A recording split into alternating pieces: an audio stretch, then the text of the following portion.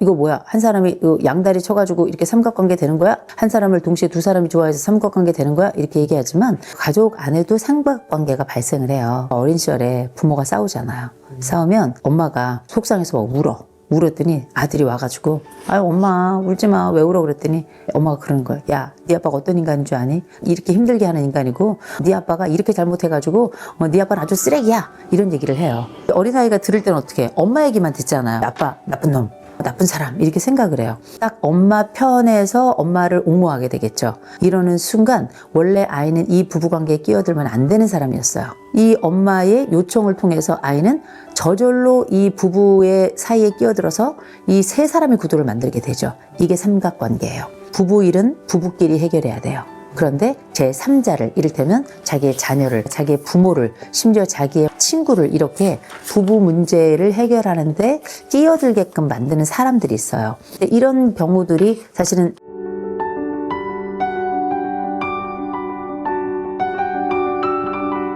옛날하고 지금이 엄청 달라요. 20세기하고 21세기는 머리 구조도 다르고요. 우리가 흔히 말하는 뉴런과 뉴런 사이의 전기 자극을 통해서 우리는 생각하고 말하고 판단하고 그렇게 적응해가 살아가는데 20세기 이 시냅스하고 21세기 시냅스가 되게 달라요. 그 얘기는 뭐냐면 생활도 다르고 개인도 다르지만 관계도 되게 달라졌다는 거고 가족 관계 안에서도 되게 달라졌다는 거예요.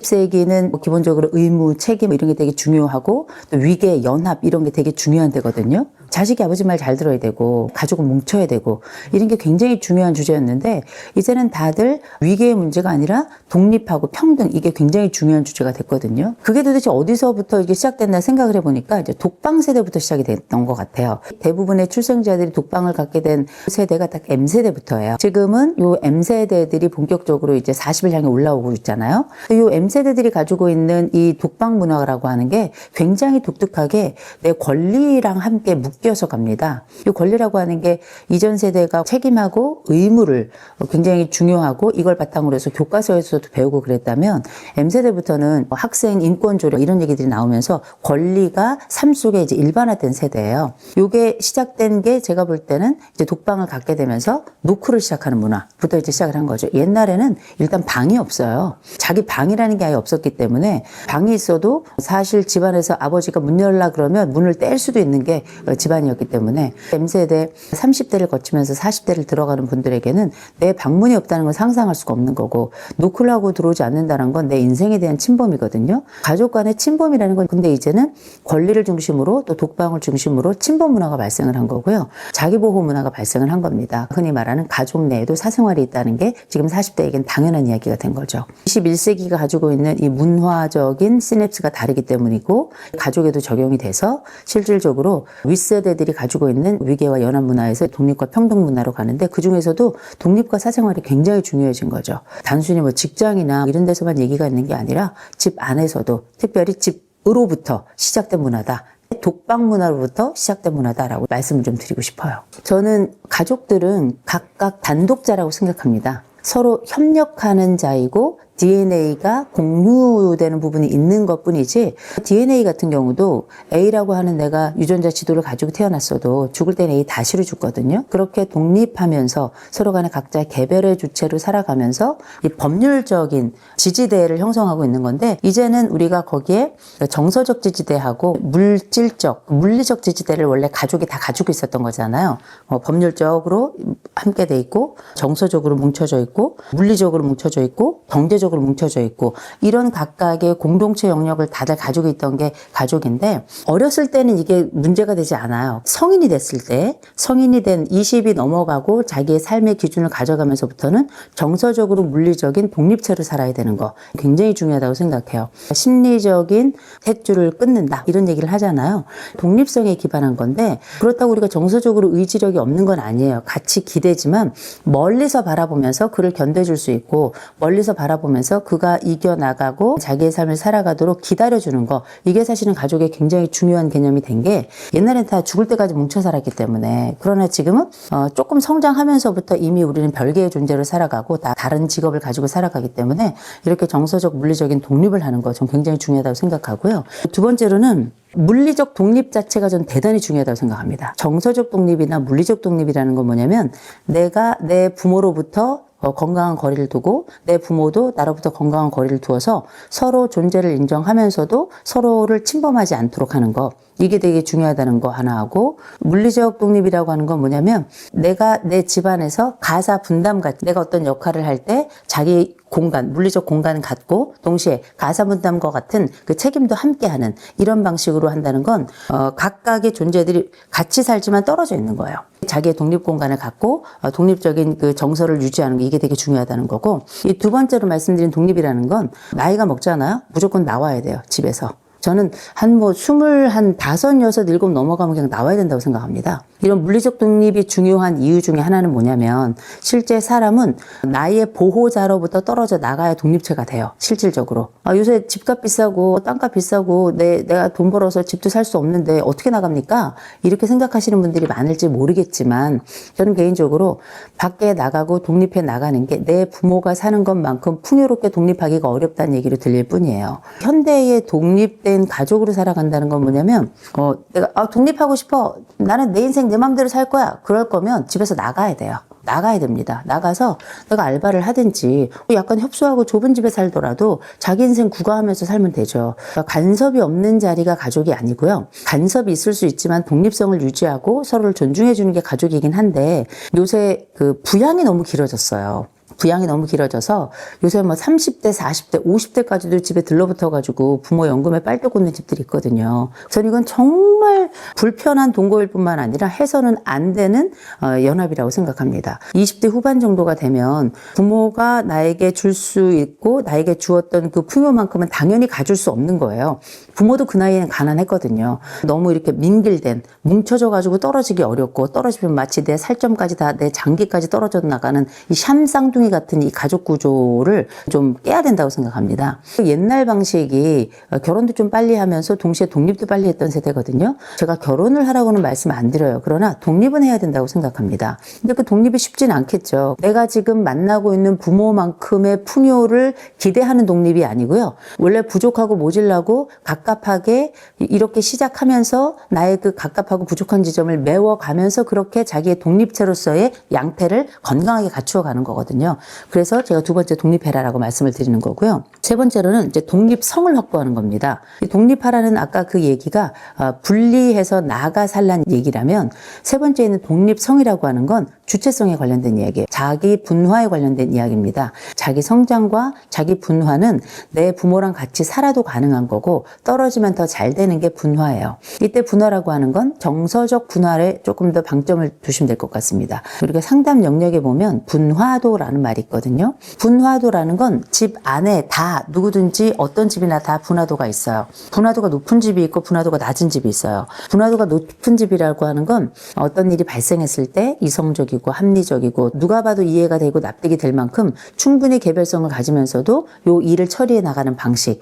분화도가 높은 집, 높은 사람의 특징이고 분화도가 낮다는 얘기는 뭐냐면 어떤 일을 처리할 때 매우 감정적으로 한 사람의 집행에 의해서 일방적으로 처리되는 이 모든 과정들을 아울러서 분화도가 좀 낮다 이렇게 보시면 될 것 같아요. 분화도 높은 집은 보면 각 개별 가족원들의 분화도도 높아요. 그런데 분화도가 낮다는 얘기는 뭐냐면 거기 포함되어 있는 각 가족 구성원들의 분화도도 역시 낮은 거예요.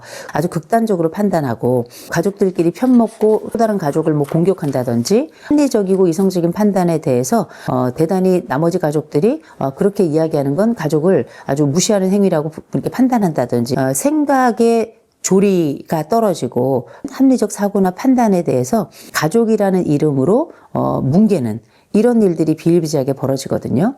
그런 집에서 성장한 집에서는 가족주의라는 게 굉장히 중요해집니다. 내 가족을 회파하는 행위이거나 내 가족에게 조금이라도 문제를 발생하는 일에 대해서는 저주받을 일이고 얘는 우리 가족이 아니고 다른 데서 데려온 아이고 이런 식으로 이제 판단을 하는 거거든요. 흥미로운 게 뭐냐면 우리가 20세기에는 이런 게 당연한 일이었어요.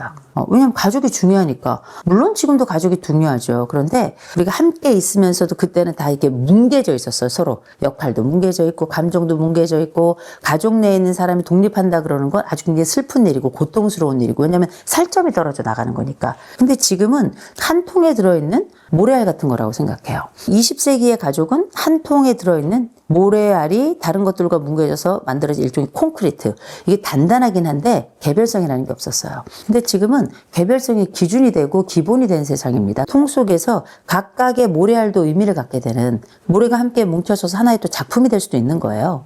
지금은 건강한 가족을, 좋은 가족을 얘기한다면 21세기 형태는 독립성, 다시 말해서 자기의 개인 분화도도 높고 자기 성장을 위해서 가족의 일부분이 필요하고 지원으로서 도움이 되긴 하지만 가족 안에 뭉쳐져서 자기를 구별해내거나 구분해내지 못하는 이런 일은 없어야 되는, 독립성이라고 하는 건 기본적으로 약간 이기적일 수 있겠으나 자기 분화도를 높이는 이런 과정이라고 생각해야 될 것 같아요. 네 번째로는 거리의 역설을 기억해야 된다는 겁니다. 거리감하고 거리는 달라요. 가족 간에 우리가 건강한 거리를 둬야 된다라고 얘기를 하는데, 거리감이라고 하는 건 내가 그 사람과 내가 멀게 느껴지는 그 마음을 거리감이라고 부르잖아요. 병수 씨 앉아 계시지만 엄마 아버지하고 친해요? 근데 엄마 아버지는 달리 생각할 수 있어요.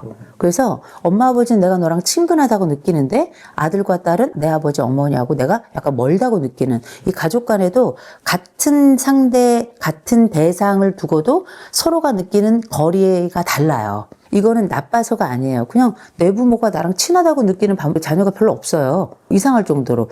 그냥 뭐 아버지는 엄마 뭐 그대로 살아가고 나는 나대로 살아가는 거지, 이렇게 생각하는 거예요. 1세대가 볼 때는 엄청 배은망덕한 거예요. 먹여주고 입혀주고 내가 청춘에 즙을 내가지고 내가 너를 여기까지 키웠는데 이것들이 지금 뭐야? 배신 때리는 거야? 야, 남이 너보다 낫다! 뭐 이런 얘기 막 하거든요. 그런데 생각해보면 거리감을 느끼는 거예요. 일종의 배신감이라는 단어로 대신된 거리감을 경험해서 이런 얘기를 하는 거거든요. 막상 거리는 다른 거예요. 우리가 건강한 거리라고 하는 건 진짜 먼 거리도 있고 가까운 거리도 있는데, 이 거리를 조절하는 힘을 가지고 있는 게 저는 건강한 거리라고 생각해요. 필요할 때는 딱 옆에 있어주고, 각자 살아갈 때는 적당한 거리를 두고서 뭐 때로 연락이 안 되더라도 살아있구나, 별 문제 없구나, 이렇게 생각하면서 그렇게 가족이 살아가는 거 아니겠습니까? 그게 현대의 가족이거든요. 거리감은 달라요. 건강하지 않은 가족들이 가지고 있는 전형성이 우리가 거리감이거든요. 거리감은 예를 들어서 다른 한쪽이 나를 사랑해, 여전히 그걸 알고 있어. 그럼 이건 거리감이 아니에요. 내가 뭐 엄마 아버지하고 싸웠어, 내 자식하고 좀 다퉜어. 그때는 약간 뭐 마음이 불편할 수 있죠. 서로 안 봐, 치사하고 들어오니까. 그러나 다음번에 우리 회복될 가능성이 있어. 이건 거리감이 아니에요. 이거는 그냥 거리예요. 적어도 우리가 거리감하고 거리를 헛갈리지 않아야 된다라고 먼저 말씀드리고 싶고, 이 거리의 역설이라는 게 있습니다. 건강한 거리라고 하는 게 사람들 사이에 굉장히 차이가 커요. 우리가 얼마나 자주 봐야 가족이냐라고 질문을 한다면, 어떤 집은 어떻게, 그래도 뭐 일주일에 한 번은 봐야 되지 않겠어요? 일주일에 한 번 그래도 밥은 먹어야 되지 않겠어요? 이렇게 이야기하는 가족이 있는 반면에 1년에 한 번 봐도 그냥 살아있으면 돼요. 뭐 그렇게 믿고 사는 게 가족 아니겠습니까? 이렇게 얘기할 수도 있어요. 가족 간에 이게 굉장히 차이가 큰 거예요. 이게 때로는 1년에 한 번 봐도 괜찮지 않겠습니까? 근데 이걸 악용하는 가족원도 있어요. 1년에 한 번 보면 돼? 오케이. 그럼 1년에 한 번만 보지 뭐. 그 다음에 나중에 넌 왜 이렇게 좀 연락도 하지 그랬어? 1년에 한 번만 보면 된다면서요. 이게 일종의 하나의 도구가 되는 경우가 있어요. 이거는 악용이라고 저는 생각을 해요. 상대방의 편의나 상대방이 가지고 있는 불편감을 최소화하기 위해서 1년 정도 얘기를 했는데, 정말 1년이라고 생각하고 공식처럼 그렇게 1년에 한 번 보고 그거 이상 본 것에 대해서는 내가 너무 과하게 효도를 하거나 과하게 가족을 본 것처럼 생각한다면 그거는 전 바보라고 생각해요. 근데 이외로 지금의 젊은 세대들은 이런 공식화된 것 같은 가족의 평균값을 지키려고 한다는 거죠. 어떻게 되냐면, 내가 너무 많이 만나도 약간 가족에게 뺏긴 것 같고, 너무 적게 만나면 내가 가족원으로서 역할을 하지 않아서 욕먹을 것 같은 불안, 이 양쪽의 감정에서 막 왔다 갔다 하거든요. 이거야말로 비가족적인 거라고 저는 생각해요. 우리가 생각하는 건강한 가족의 거리라고 판단하는 것들을 요즘 세대들은 마치 공식처럼 정해놨다. 결코 건강한 거리가 될 수 없다. 왜냐하면 융통성이 떨어지기 때문에. 인간관계에서는 융통성이 굉장히 중요하잖아요. 가족관계에 있어서도 융통성이 되게 중요한데, 이 융통성이 떨어지는 사람들은 이 거리라는 거리라는 말 자체에 몰입돼가지고 이 융통성을 잃어버리게 되고,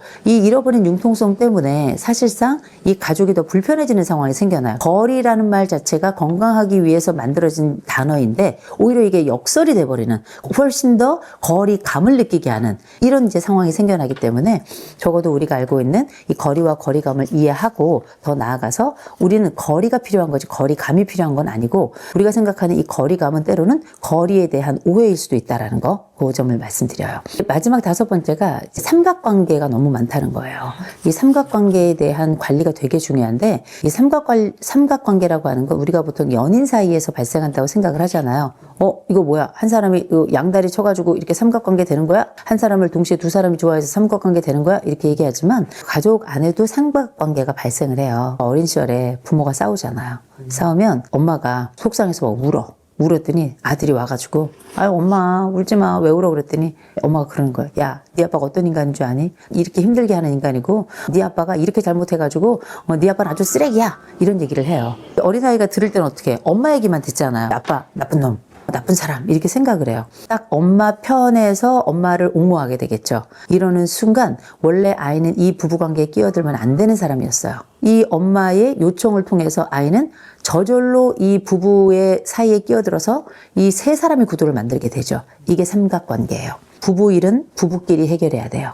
그런데 제3자를, 이를테면 자기의 자녀를, 자기의 부모를, 심지어 자기의 친구를 이렇게 부부 문제를 해결하는데 끼어들게끔 만드는 사람들이 있어요. 이런 경우들이 사실은 역기능적 가족 구조를 만드는 거거든요. 그래서 결국은 가족이 편을 먹게 하니까. 근데 요즘 이런 가족이 엄청나게 많아요. 왜냐면 일단 아이가 적어요. 주 양육자하고 귀한 자녀 간의 밀착이 너무 커요. 융합된 가족이라고 불러요. 서로 간의 가족들끼리 막 뭉개져가지고 떨어지지 않는 관계. 그래서 아들하고 엄마하고 아들이, 엄마하고 딸이, 또 아버지하고 아들이, 아버지하고 딸이. 근데 보통 아버지하고 같이 이렇게 융합되기는 어려워요. 대개는 엄마가 주 양육자가 되면서 정서적인 교류를 하고, 엄마가 아이의 젖을 먹이잖아요. 이건 굉장히 중요한 행위예요. 엄마가 아이에게 젖을 먹인다는 건 물리적으로 몸에서 나오는 젖만 먹이는 게 아니에요. 정서적인 젖도 같이 먹이는 거거든요. 이 젖을 먹이는 사람과 자녀 간의 이 관계는 그렇지 않은 관계인 아빠와 이 아이들 관계하고는 굉장히 다른 거예요. 물론 이제 성장해 가면서 아빠가 함께 육아에 참여하고 그렇게 아이들과 희노애락을 함께 하면서 그렇게 정서적인 젖을 양쪽에서 먹이는 거 굉장히 좋거든요. 이런 관계가 되면 좋지만, 이렇게 삼각관계가 딱 일단 시작이 되면 어렸을 때만 이렇게 유지되는 게 아니에요. 어떤 경우는 이 생이 끝나는 날까지 이 가족이 다른 형태의 가족을 유지할 때까지도 그렇게 가는 경우, 심지어 새 가족이 들어왔을 때도 그 가족마저도 한쪽 편을 뜨게 되는, 삼각관계를 만드는 누군가 끌어들이기 때문이잖아요. 예를 들어서 엄마가 이 아이를 끌어들인다. 그러면 아이만 끌어들이지 않아요. 나중에 이 아이가 결혼하잖아요. 그 배우자도 끌어들여요. 그래서 내 편을 만들어서 결국은 이 왕국 속에 나는 정당하고 내 반대편 배우자는 정당하지 않다는 얘기를 끊임없이 하면서 가족을 어떻게 정말 쑥대밭을 만들고요. 편을 갈라치기를 하고, 더 나아가서는 이렇게 상대방을 굉장히 폄훼해가지고 결국 나를 높이는 과정. 나만 정당해지는 이런 상황이 돼요. 이게 어떻게 건강하겠어요? 건강하지 않죠. 현대인들이 가지고 있는, 심화되고 있는 가족관계의 역기능적 특징 중에 이 삼각관계가 있는데, 이런 부분들은 정말 조심해야 될 부분이라고 봐야 되겠죠. 엄마, 제 방은 제가 정리하겠습니다. 엄마가 정리해라 어쩌고 저쩌고 얘기하는데, 독립된 주체면 지금 20, 30, 40 넘어가는데도 불구하고 아직까지 부모가 방을 치워주는 집들이 많아요. 그건 정말 수족이 멀쩡한데 부모도 그거 치워주면 안 된다고 생각해요. 근데 벌레 나오게 생겼으니까. 그러나 정신 차려야 됩니다. 자기가 성인이라는 걸, 이미 컸다라는 걸, 그리고 이 성인으로서 내가 뭘 해야 되는지에 대해서 눈을 뜨고 거울을 보세요. 이미 충분히 나이 먹고 충분히 늙어가고 있어요. 25세면 성장이 끝나고 그때부터 노화가 시작이 됩니다. 아, 내가 나이가 먹었구나. 집안에서 내가 첫째, 둘째, 셋째, 내가 아이라고 생각하실지 모르겠지만 정신 차려야 돼요. 자꾸 집 밖으로 나오라고 하는 거예요. 내 방 정리는 내가 하는 것부터 독립성의 시작으로 생각하고요. 두 번째로는 직업 찾아야 됩니다. 직업을 찾기 위해서 초, 중, 고등학교 때부터 생각해야 돼요.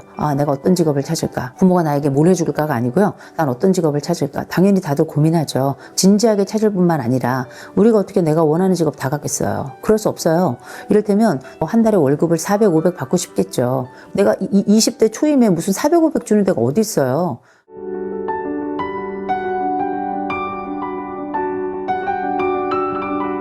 그럼 어떻게 독립성을 확보해야 될 것인가? 이 독립성이라고 하는 건 모든 가족의 숙제이고 모든 가족이 함께 고민해야 될 주제라고 저는 생각을 해요.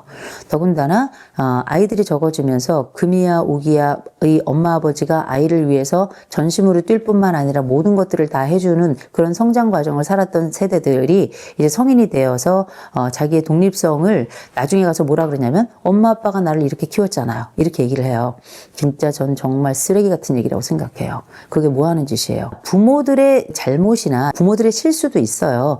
왜냐하면 아이들을 이렇게 내가 충분히 받지 못했던 그 사랑과 그 물질적 풍요, 아이를 귀하게 키우고 싶은 그리고 특별하게 키우고 싶은 그 마음 때문에 이 아이에 대한 경계를 없애버린 건 사실이에요. 독립에 대한 경계를 없앤 거예요. 우리가 흔히 이제 훈육이라는 걸 이야기할 때는 훈육의 기준이 해야 될 것과 하지 말아야 될 것에 대한 경계, 울타리, 말뚝, 제가 이런 표현을 많이 쓰는데 결국은 우리가 해야 될 것과 하지 말아야 될 것에 대한 경계는 규칙이라고 말할 수 있어요. 어떻게 해야 되냐면 만든 사람이 되게 중요한 역할을 해요. 이 규칙이 잘 유지될 수 있도록 관리 책임도 가지고 있는 거거든요. 훈육자로 부모가 살아간다는 건 이 아이에게 규칙을 주는 걸로 끝나는 게 아니에요. 거기에 따라서 이 규칙을 잘 준수할 수 있도록 뭐 칭찬하기도 하고 일종의 처벌을 하기도 하고 그러면서 이 규칙이 이렇게 균형을 맞추면서 유지가 되는 거잖아요. 이 부모들이 처음에 규칙을 좀 잘못 세운 게 있어요. 특별히 정서 규칙하고 생활 규칙을 정말 잘 못 세우더라고요. 애들이 뭐 해도 어떻게 무조건 예쁘다, 잘했다, 너는 잘 될 거다. 잘못한 건 잘못한 거고요. 잘 안 될 건 잘 안 되는 거예요. 말의 경계 속에서 우리가 함께 갖춰야 될 사회적 기준을 깨는 경우, 이거 부모가 잘못한 거고요.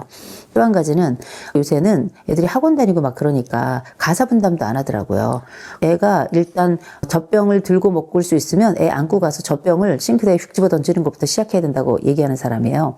그래야 지가 자기 집안에서 멤버로 활동하면서 가정적 책임을 질 수 있는 사람이 되는 거거든요. 그렇게 해서 조금 더 커서 이제 애가 뭐 밥 먹기 시작하면 이유식 먹으면 이유식 그릇 집어 던지고 싱크대에 밥 먹기 시작하면 자기 밥그릇 갖다 집어넣고 그 다음에 조금 더 크면은 신발 정리한다든지 아니면 자기 방 정리한다든지 이거 되게 중요하거든요. 이런 기본적인 집안 내에서의 역할을 충실하게 할 수 있도록 도와주어야 이 아이는 사회적으로도 자기의 책임을 회피하지 않고 끝까지 자기 역할을 다 해나가야 되는 거예요. 근데 이런 것들을 부모들이 하지 않았단 말이에요. 너는 아무것도 하지 마. 엄마가 하면 돼. 심지어 도우미 아줌마가 하면 돼. 월급은 뻔한 도우미 아줌마는 왜 이렇게 쓰는지 모르겠어요. 어쨌든 그렇게 귀하고 공주같이 그렇게 왕자같이 나도 그렇게 크고 싶었고 내가 또 그렇게 컸을 수도 있고 내 아이도 그렇게 키우고 싶고 또 그렇게 키우렸을 수 있어요. 그러면 무슨 일이 생겨나면 공주 왕자 밑에는 왕하고 왕비가 있다고 생각하는데 무수리가 있는 거예요. 항상 그 옆에 붙어 있는 건 메이드가 있는 겁니다. 그 생각을 하지 못하고 나중에 이 아이들이 자기가 이렇게 애쓰고 힘쓰고 공들여서 키운 것에 대해서 페이백 서비스하지 않는다고 펄펄 뛰는데 그거 되게 웃긴 일이라고 생각해요. 또 한 가지 있죠. 내가 이렇게 얘 모든 인생을 좌지우지하고 모든 플랜을 다 짰듯이 나머지 생의 플랜까지 짜려고 하는 부모들이 많이 있어요. 이건 굉장히 잘못하는 거죠.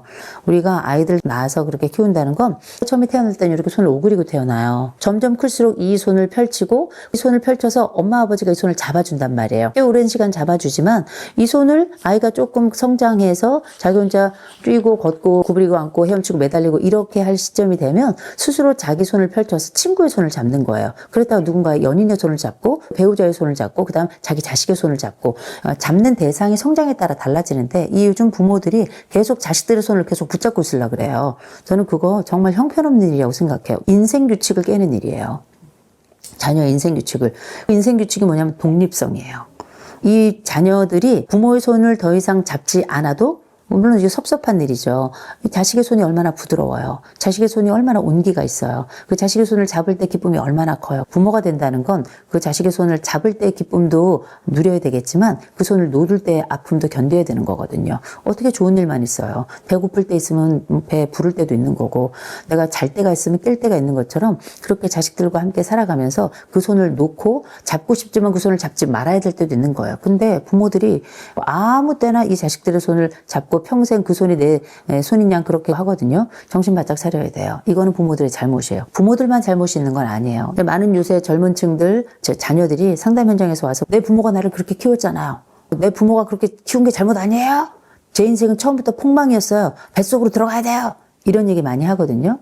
저는 그 친구들에게 이런 얘기 합니다. 화낼 수 있다.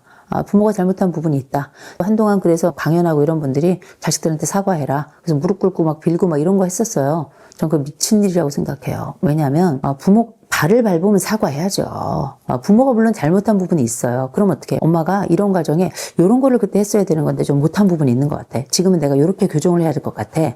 이런 얘기는 가능하겠죠. 부모 자식 간에도 위계라는 게 있는 겁니다. 저는 부모는 부모고 자식은 자식이라고 생각해요. 프렌데디 친구 같은 아버지, 프렌맘이 친구 같은 엄마 좋거든요. 내가 할 수 있는 역할 중에 하나를 그렇게 선택하는 거예요. 부모가 위계 없이 위아래 없이 아이들을 그렇게 경우 없이 키우잖아요. 효 이런 게 문제가 아니고요. 인간이 잘못됩니다.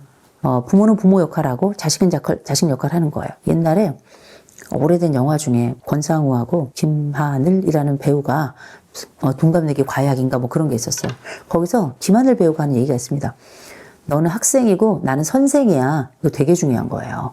나는 부모고 넌 자식이야. 이걸 선명하게 해야 돼요. 그거 경기 딱 무너지잖아요. 아이들은 성장하기 전부터 부모 머리 위에 올라가서 부모 상투를 잡는 겁니다. 부모가 아이들에게 친절하게 대하는 것과 부모 자식 간의 경계를 깨는 건 다른 일이라고 생각해요. 그러면 나중에 이 아이들이 부모의 삶 속에 함부로 침범해 들어와서 막무가내로 하는 거예요. 그렇게 키우는 건 잘못된 거예요. 부모도 그렇게 잘못하는 바가 있죠. 부모도 사람인지라 실수할 수도 있고 아이들에게 이런 얘기를 하면 안 되겠죠. 엄마도 네가 처음이라.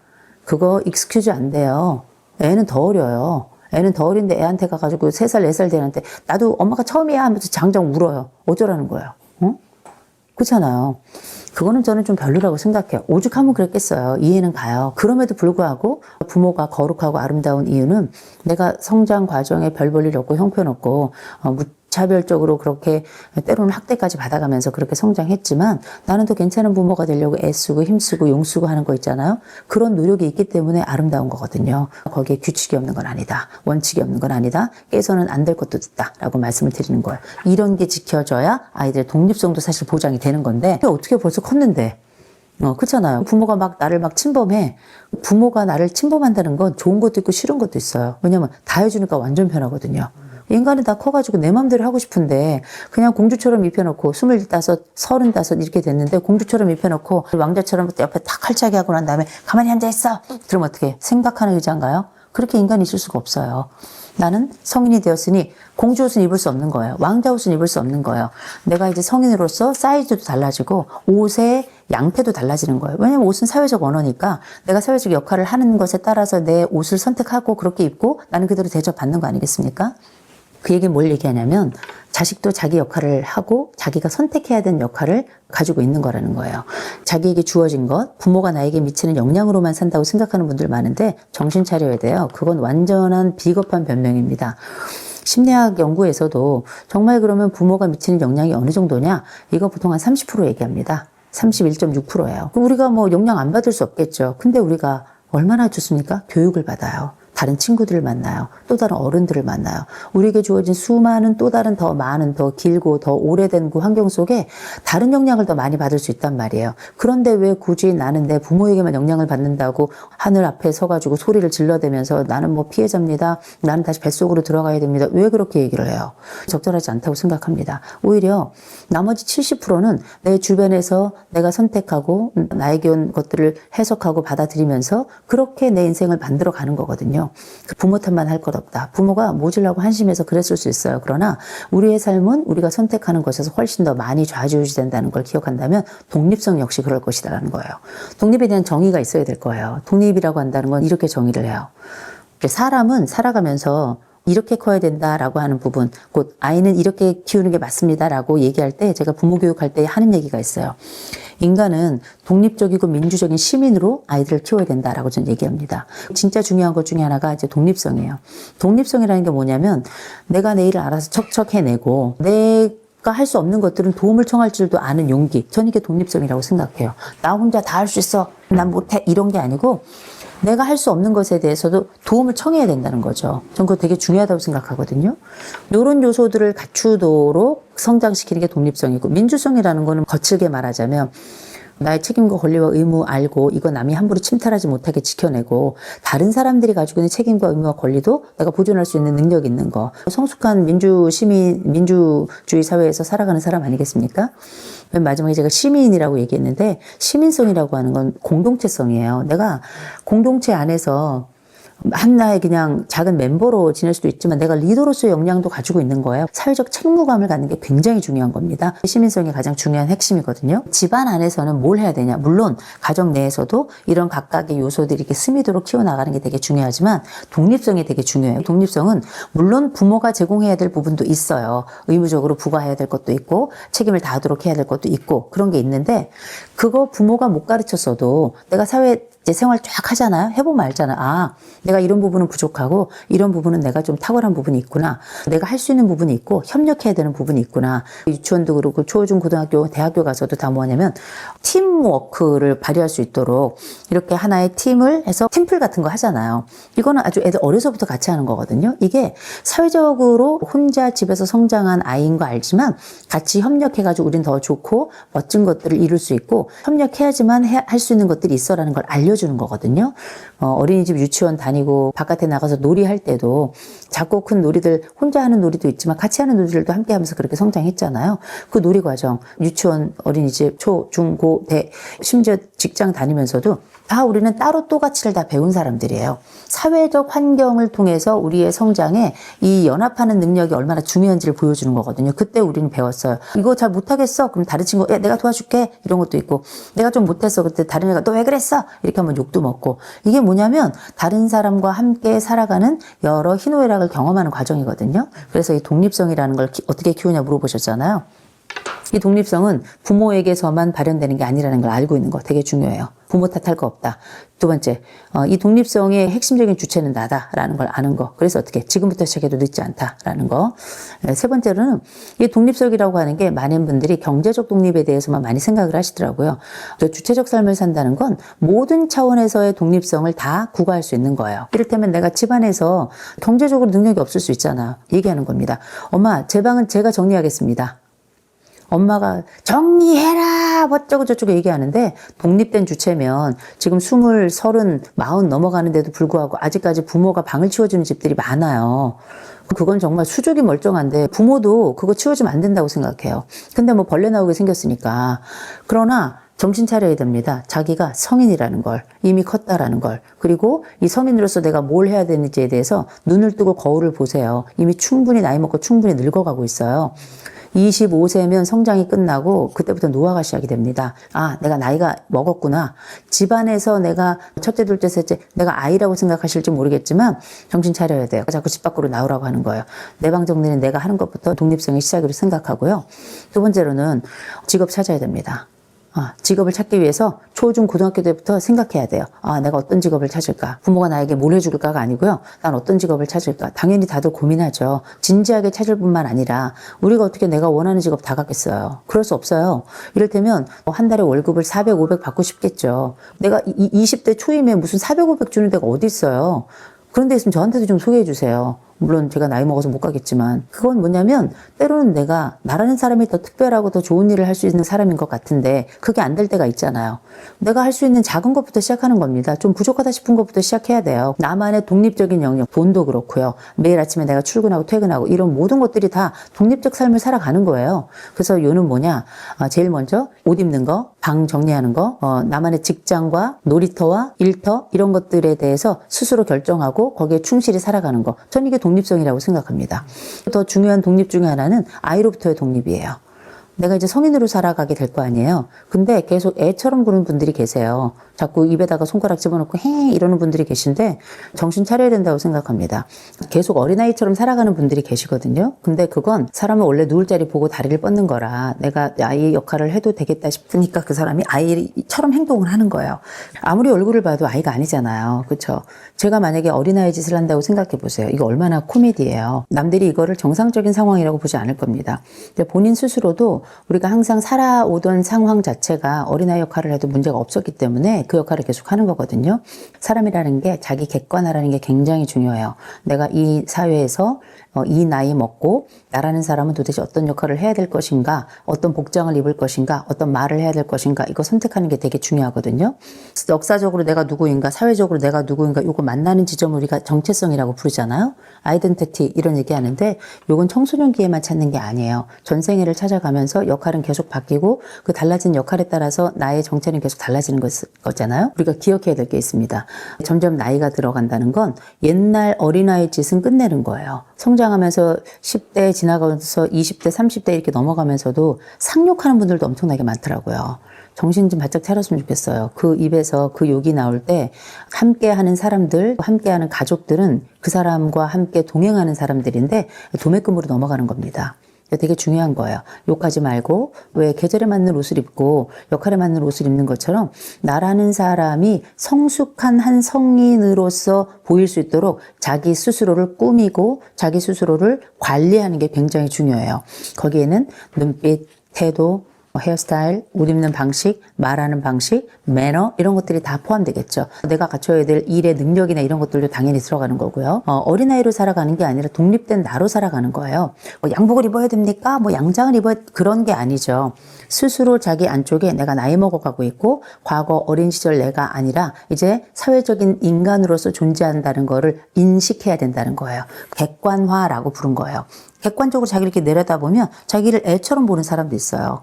자기를 큰 성인으로 보는 사람도 있고 사람마다 다른데 분명한 건 나이는 우리에게 늘 절대값이고 이 절대값에 대해서 사회는 값을 치르라고 얘기한다는 겁니다. 독립성에 관련된 얘기라는 거죠.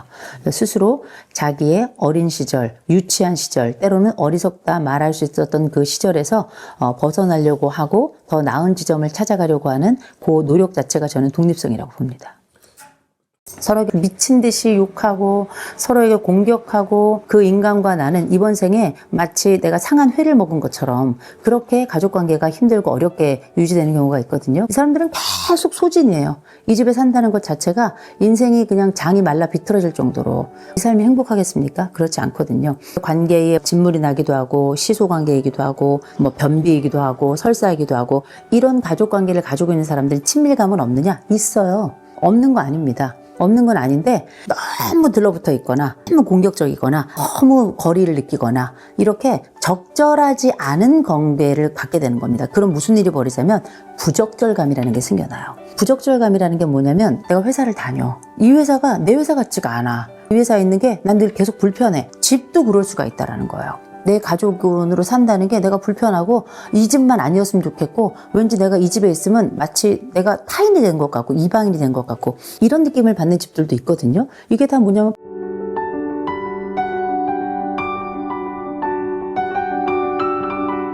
거리가 가깝고 친밀해서 문제가 될 거라고는 다들 생각을 못하는 것 같아요. 행복한 가족의 모습인 것처럼 좀 적정한 친밀성 좀 유지하지 못해서 문제가 되는 거라고 생각을 하는데 적정한 수준의 친밀성을 유지하려면 어떻게 노력을 해야 할지. 가족관계도 인간관계예요. 사회적 관계고요. 가족관계라 그래서 무조건 다 이 핏줄도 DNA도 이렇게만 생각하시면 완전히 오해라고 생각합니다. 가족이기 때문에 상처도 받고 고통스럽다 말하는 것 중에 하나는 뭐냐면 그걸 사회적 관계로 보지 않기 때문이에요. 가족이 대단히 특별한 관계라고 생각하는데 전 그렇게 생각하지 않습니다. 21세기 현대의 가족으로 살아간다는 건 언제든 등지는 관계가 되기도 하는 게 가족이 가지는 특징이더라고요. 사람들이 늘 목말라 하는 게 뭐냐면 우리 가족은 왜 다른 가족처럼 행복하지 않아요? 이렇게 얘기를 해요. 그래서 행복이 어떤 얘기인가 가만히 들어보니까 친밀감에 관련된 거더라고요. 가족들과 함께 있어도 나는 고독하다는 거예요. 외롭다는 겁니다. 내 가족이 내 가족 같지 않고 내가 가장 힘들고 어려운 시점에 오히려 내 가족이 나에겐 멀어진 존재가 되더라. 이런 관계에는 관계 시소를 타는 가족이 있어요. 관계 시소를 타는 가족은 어떤 가족이냐면 시소는 이렇게 딱 타잖아요. 한 사람이 올라가면 한 사람이 내려가. 이쪽 사람이 올라가잖아요. 이쪽 사람이 내려가요. 이게 바로 시소예요. 서로 계속 엇갈리는 듯이 하나의 기구 속에 있지만 서로 다른 위치를 계속 점하게 되는, 다른 사람이 내려가 있다는 걸 인지 못하고 내가 올라가기 위해서는 다른 사람을 끌어내려야 되는 이런 관계 속에 살아가는 가족들은 외로울 수밖에 없어요. 내가 혼자 공중에 붕 떴다 싶으면 다른 가족들은 다 떨어져 있고, 내가 아래쪽에 내려가 있어 고통스럽다 싶을 때는 또 다른 가족들은 저 위에 올라가 있는 것 같고, 같은 시소 속에서도 재미가 없죠. 때로는 이 균형을 잘 맞추면 이게 내가 하늘까지 올라갈 기회를 갖게 되는 거고, 또 다시 내려가서 점핑할 수 있는 만한 반동의 힘을 또 받게 되는 거잖아요. 가족관계라는 게 굉장히 모호하고 어렵고 힘듭니다. 시소 같은 가족도 있다면 또 다른 가족들도 있어요. 너무 친밀한, 이게 말이 친밀이지 심하게 밀착되어 있는 가족들이 있어요. 이 가족관계라는 게 이게 약간 피부 같아요. 그래서 우리가 피부를 이렇게 계속 문지르잖아요. 이게 계속 문지르는데 크림과 같은 윤활제가 없잖아요. 나중에 이게 까져가지고 피가 막 나잖아요. 가족 간에도 관계에 진물이 나는 집들이 있어요. 이 관계에 진물이 나는 집들은 너무 밀착돼가지고 서로 간에 떨어질 수도 없어요. 떨어질 수도 없고, 떨어지면 우리는 서로 가족 간에 범죄, 곧 다시 말해 서로를 외롭게 하는 거고 가족으로서 역할을 하지 않는 거라고 생각하는데, 이 진물이 나는데도 불구하고 이 관계를 유지하는 건 누군가 이 관계를 유지하도록 이렇게 누르고 있기 때문이에요. 그게 부모가 됐건 자식이 됐건. 안에서 뭐라 그러냐면 우리 너무 친해, 우린 비밀이 없어, 이런 얘기 하거든요.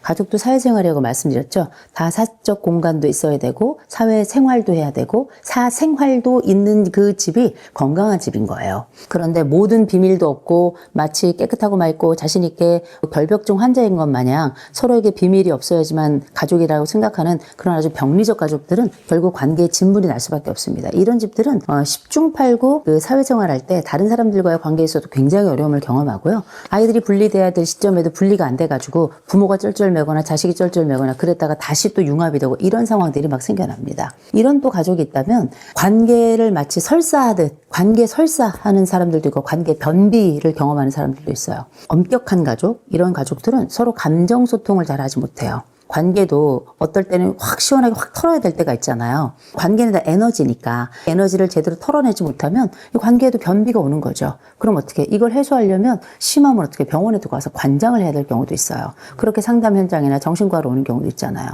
근데 관계에도 설사를 하는 경우들도 있어요. 서로에게 미친 듯이 욕하고 서로에게 공격하고, 그 인간과 나는 이번 생에 마치 내가 상한 회를 먹은 것처럼 그렇게 가족관계가 힘들고 어렵게 유지되는 경우가 있거든요. 이 사람들은 계속 소진이에요.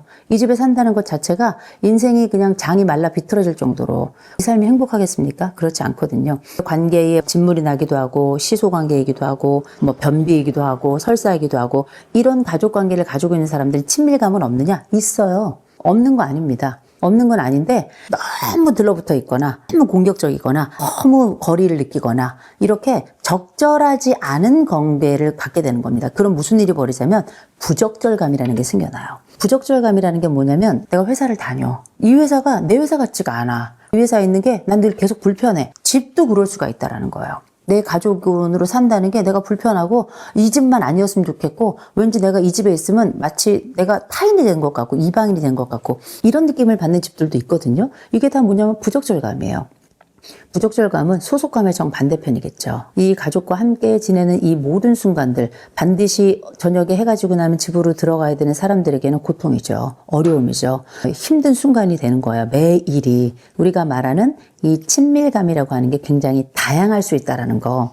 내가 생각하는 친밀감이라고 하는 게 내 가족이 생각하는 친밀감과 같은 양, 같은 수준이 아닐 수도 있다는 거. 경우에 따라 친밀감이란 이름이 병리적이 되거나, 경우에 따라서는 다툼이 잦다든지 욕을 한다든지 서로 막 고통스럽게 하는 것 자체를 친밀감으로 오해하는 경우도 있다라는 말씀을 드린 겁니다. 가족 내 친밀감을 어떤 식으로 갖는 게 좋은가에 대한 생각을 해보게 되죠. 적절한 친밀감이라는 말씀을 드리고 싶어요. 이게 진짜 어려운 말이에요. 왜냐면 요리 해보셨어요?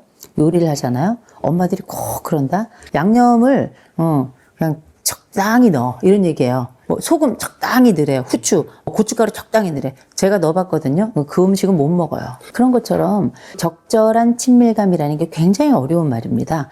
어디까지가 적절함이고 어디까지가 부적절함인가에 대한 경계. 내가 원하는 적절함이 내 부모나 혹은 내 자식이 생각하는 적절함하고 같을 수 없잖아요. 우리가 이제 상담 현장엔 어떤 말이 있냐면 라포라는 말이 있어요. 라포. R-A-P-P-O-R-T. 치료적 동맹 혹은 치료적 관계 이런 뜻이에요. 어떻게 형성이 되냐면 내담자가 상담 현장에 딱 와요. 내담자가 상담 현장에 왔을 때 이 내담자하고 상담자가 딱 만나는 그 순간이 있어요. 그 순간부터 마치 가족처럼 내가 저 사람하고 이 상담을 계속 해야 되겠다. 혹은 내가 저 사람하고는 같이 못하겠다. 이런 마음의 결정이 생겨나요. 내담자 측뿐만 아니라 상담자 측에서도 똑같아요. 내가 저 사람은 좀 별론데 이런 생각이 들기도 하고 내가 저 내담자하고 한번 잘해봐야 되겠다. 이런 마음이 들 때도 있어요. 이런 신뢰의 관계를 우리가 라포라고 불러요. 이 라포는 근데 처음 형성됐다고 끝까지 가는 건 아니에요. 관리가 되게 중요해요. 초기 형성된 이 라포가 상담이 진행되면서 중간에 또 강화되기도 하고 약화되기도 하고 그러다가 잘 안 되면 상담이 끝나기도 하고 이게 또 잘 되면 우리가 원래 약속했던 10회기 상담을 하기로 했었는데 20회, 30회, 50회, 100회를 가기도 해요. 문제가 가지고 있는 특성 때문에 길어지는 거기도 하겠지만 기본적으로 상담자에 대한 신뢰가 있어야 되는 거거든요. 내담자에 대한 신뢰가 있어야 되고 상담 끝날 때까지도 진행되고 심지어 이 라포의 핵심은 뭐냐면 상담이 끝나고 더 이상 내담자와 상담자가 보지 않는 그 순간에도 마음속에 이게 있어. 내가 다음번에 무슨 일 있으면 이 선생님한테 가면 되겠다. 또 상담자 마음속에도 내가 그때 만났던 그 내담자 잘 지내고 있을까? 지금까지 우리가 그때 해왔던 그 이야기를 잘 진행하고 있을까? 가끔씩 그렇게 문자를 나누기도 이렇게 하거든요. 이게 뭐냐면 상호 간에 함께했던 시간이 남은 생애에도 남은 기간 동안 보지 않는 순간에도 지속적으로 마음에 그 사람에 대한 확신과 신뢰를 갖게끔 하는 역할을 하는 게 이 라포예요. 저는 가족관계도 그렇다고 생각합니다. 아이들 어렸을 때 부부로 처음 이제 결혼해서 살아가고 아이를 낳고 아이들이 커가고 쭉 살아가는 동안에 아이가 있을 수도 있고 아이가 없을 수도 있잖아요. 이렇게 쭉 살아가는 동안에 뭘 해야 되냐면 부부도 24시간 보는 게 아니에요. 각자 맞벌이를 할 수도 있고 한 사람은 직장에 나가고 한 사람은 가사에서 프로주부 역할을 할 수도 있고 남자가 프로주부 역할을 하고 아내가 나가서 일을 할 수도 있고 요새 워낙에 다채로우니까 우리가 서로 보지 않는 순간에도 그를 의심한다면 이 집은 아픈 집이에요. 우리가 그를 보지 않는 순간에도 이 사람이 일 잘하고 있겠지 배는 고프지 않나 이런 생각을 한다면 이 집은 건강한 집이에요. 보지 않는 순간에도 그 사람에 대한 신뢰를 가지고 있는 이 관계 이게 이제 부부 라포라고 봐야 되겠죠. 아이도 마찬가지예요. 이 아이가 내 품 안에서 24시간 눈앞에 보일 때는 일거수일투족을 우리가 다 알 수 있고 모든 상황을 다 파악하지만 아이가 어린이집이나 유치원을 다 가잖아요. 안 보여.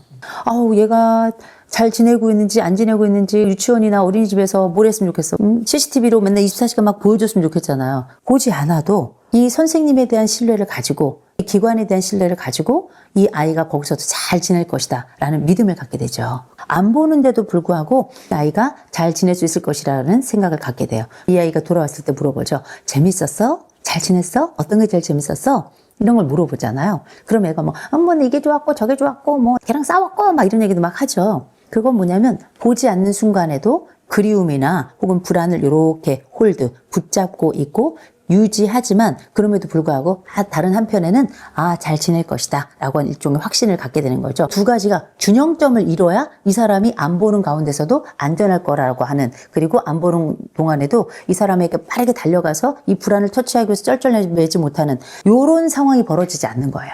성장하면 더 그래요. 초등학교만 들어가도 학원 다니는 시간이 길어져요. 중고등학교 가잖아요. 이것들이 어디 있는 줄 모르겠어. 그죠? 인터넷 세계 속으로 이제 들어가요, 아이들이. 그때는 우리가 이제는 만질 수도, 볼 수도, 범접할 수도, 확인할 수도 없는 세상 속에 들어가는 거예요. 그때의 부모들이 할 수 있는 유일한 방법은 아이를 믿는 방법밖에 없어요.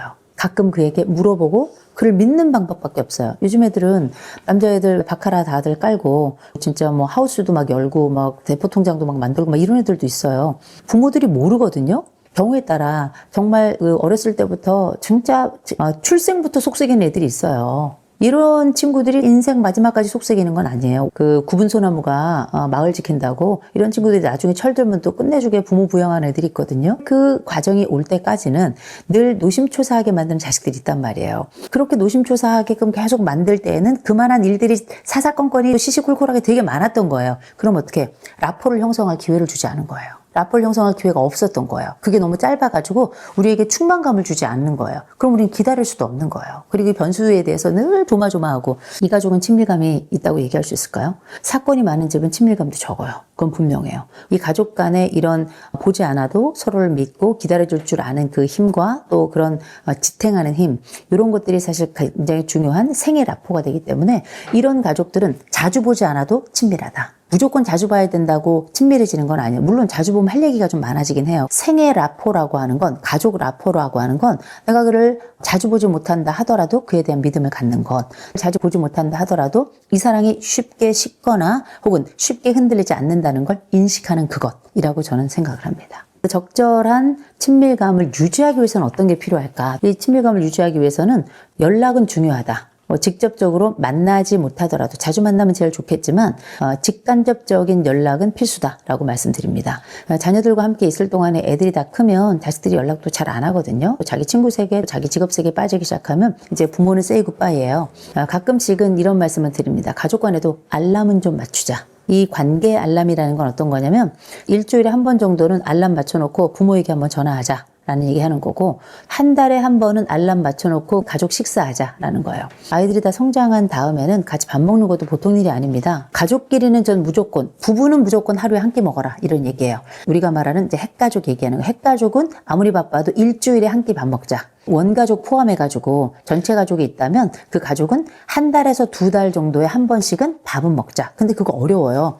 한두 달에 한 번씩 밥 먹긴 어려우니까 정해진 때에는 밥을 먹자. 뭐 생신이라든지 특별한 기념일이라든지 뭐 이럴 때 있잖아요. 명절 이런 데 같이 밥 먹는 거 아니에요. 그게 가족이에요. 같이 밥 먹는 게.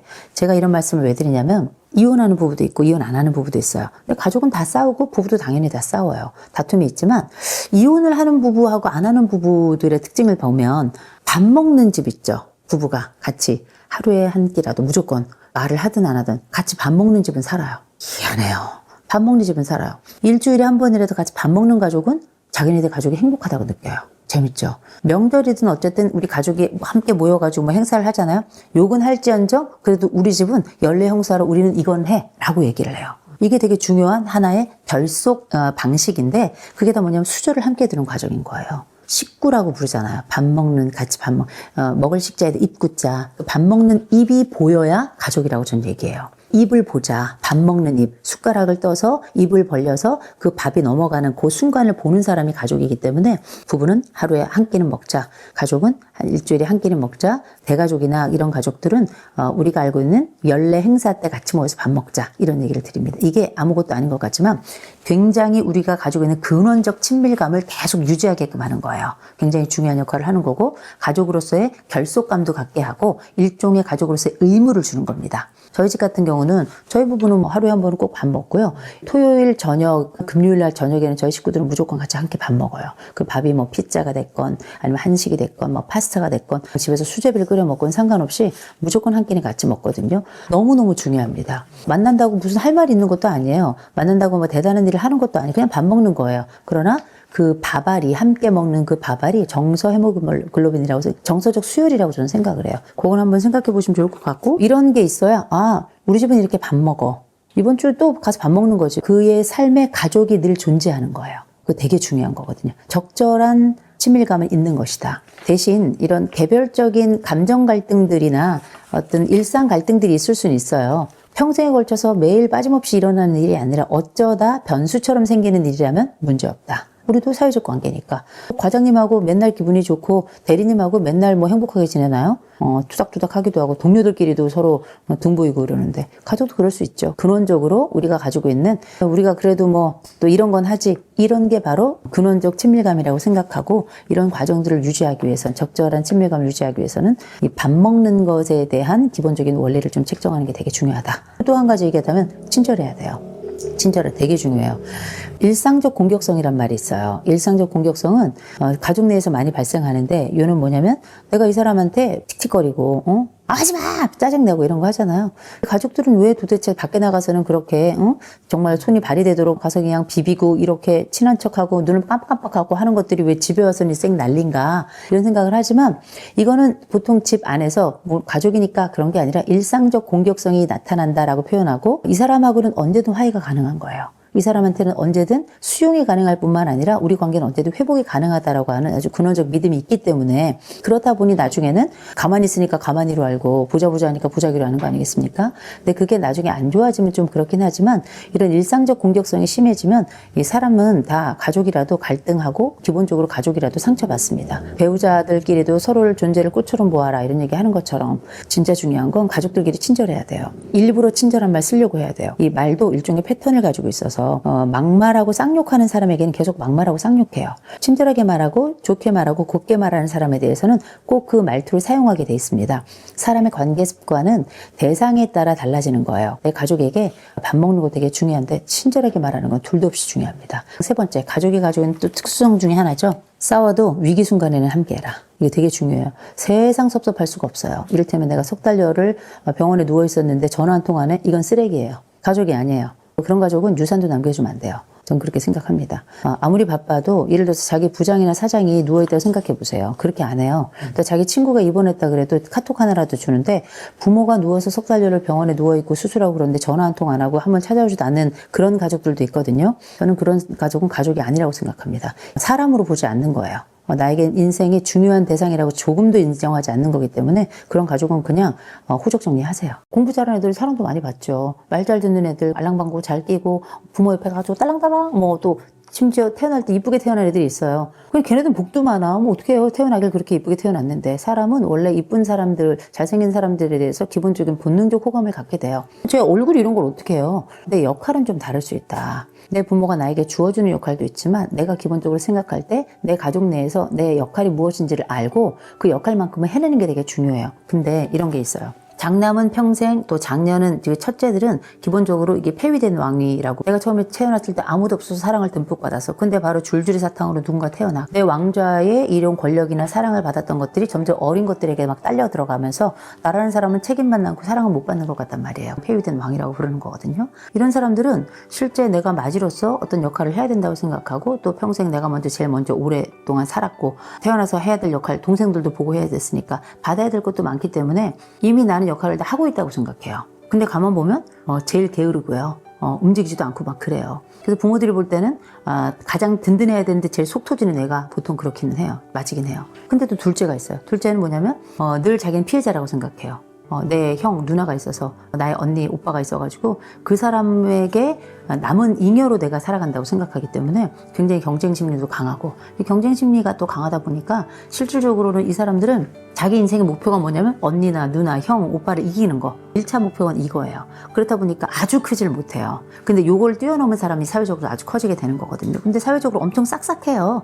싹싹하기 때문에 잘 돼요, 둘째들은. 웬만해서는 매 맞고 크는 경우는 없는데 반골 성향이 잘 발달한 애들은 둘째들로 살아가면서 매 많이 맞고 살아가는 애들도 많이 있고 또 첫째 의견을 자기는 뺏긴다는 생각 때문에 그 반발했다가 그냥 욕을 바가지로 먹고 마치 바나나처럼 그렇게 성장하는 친구들도 있거든요.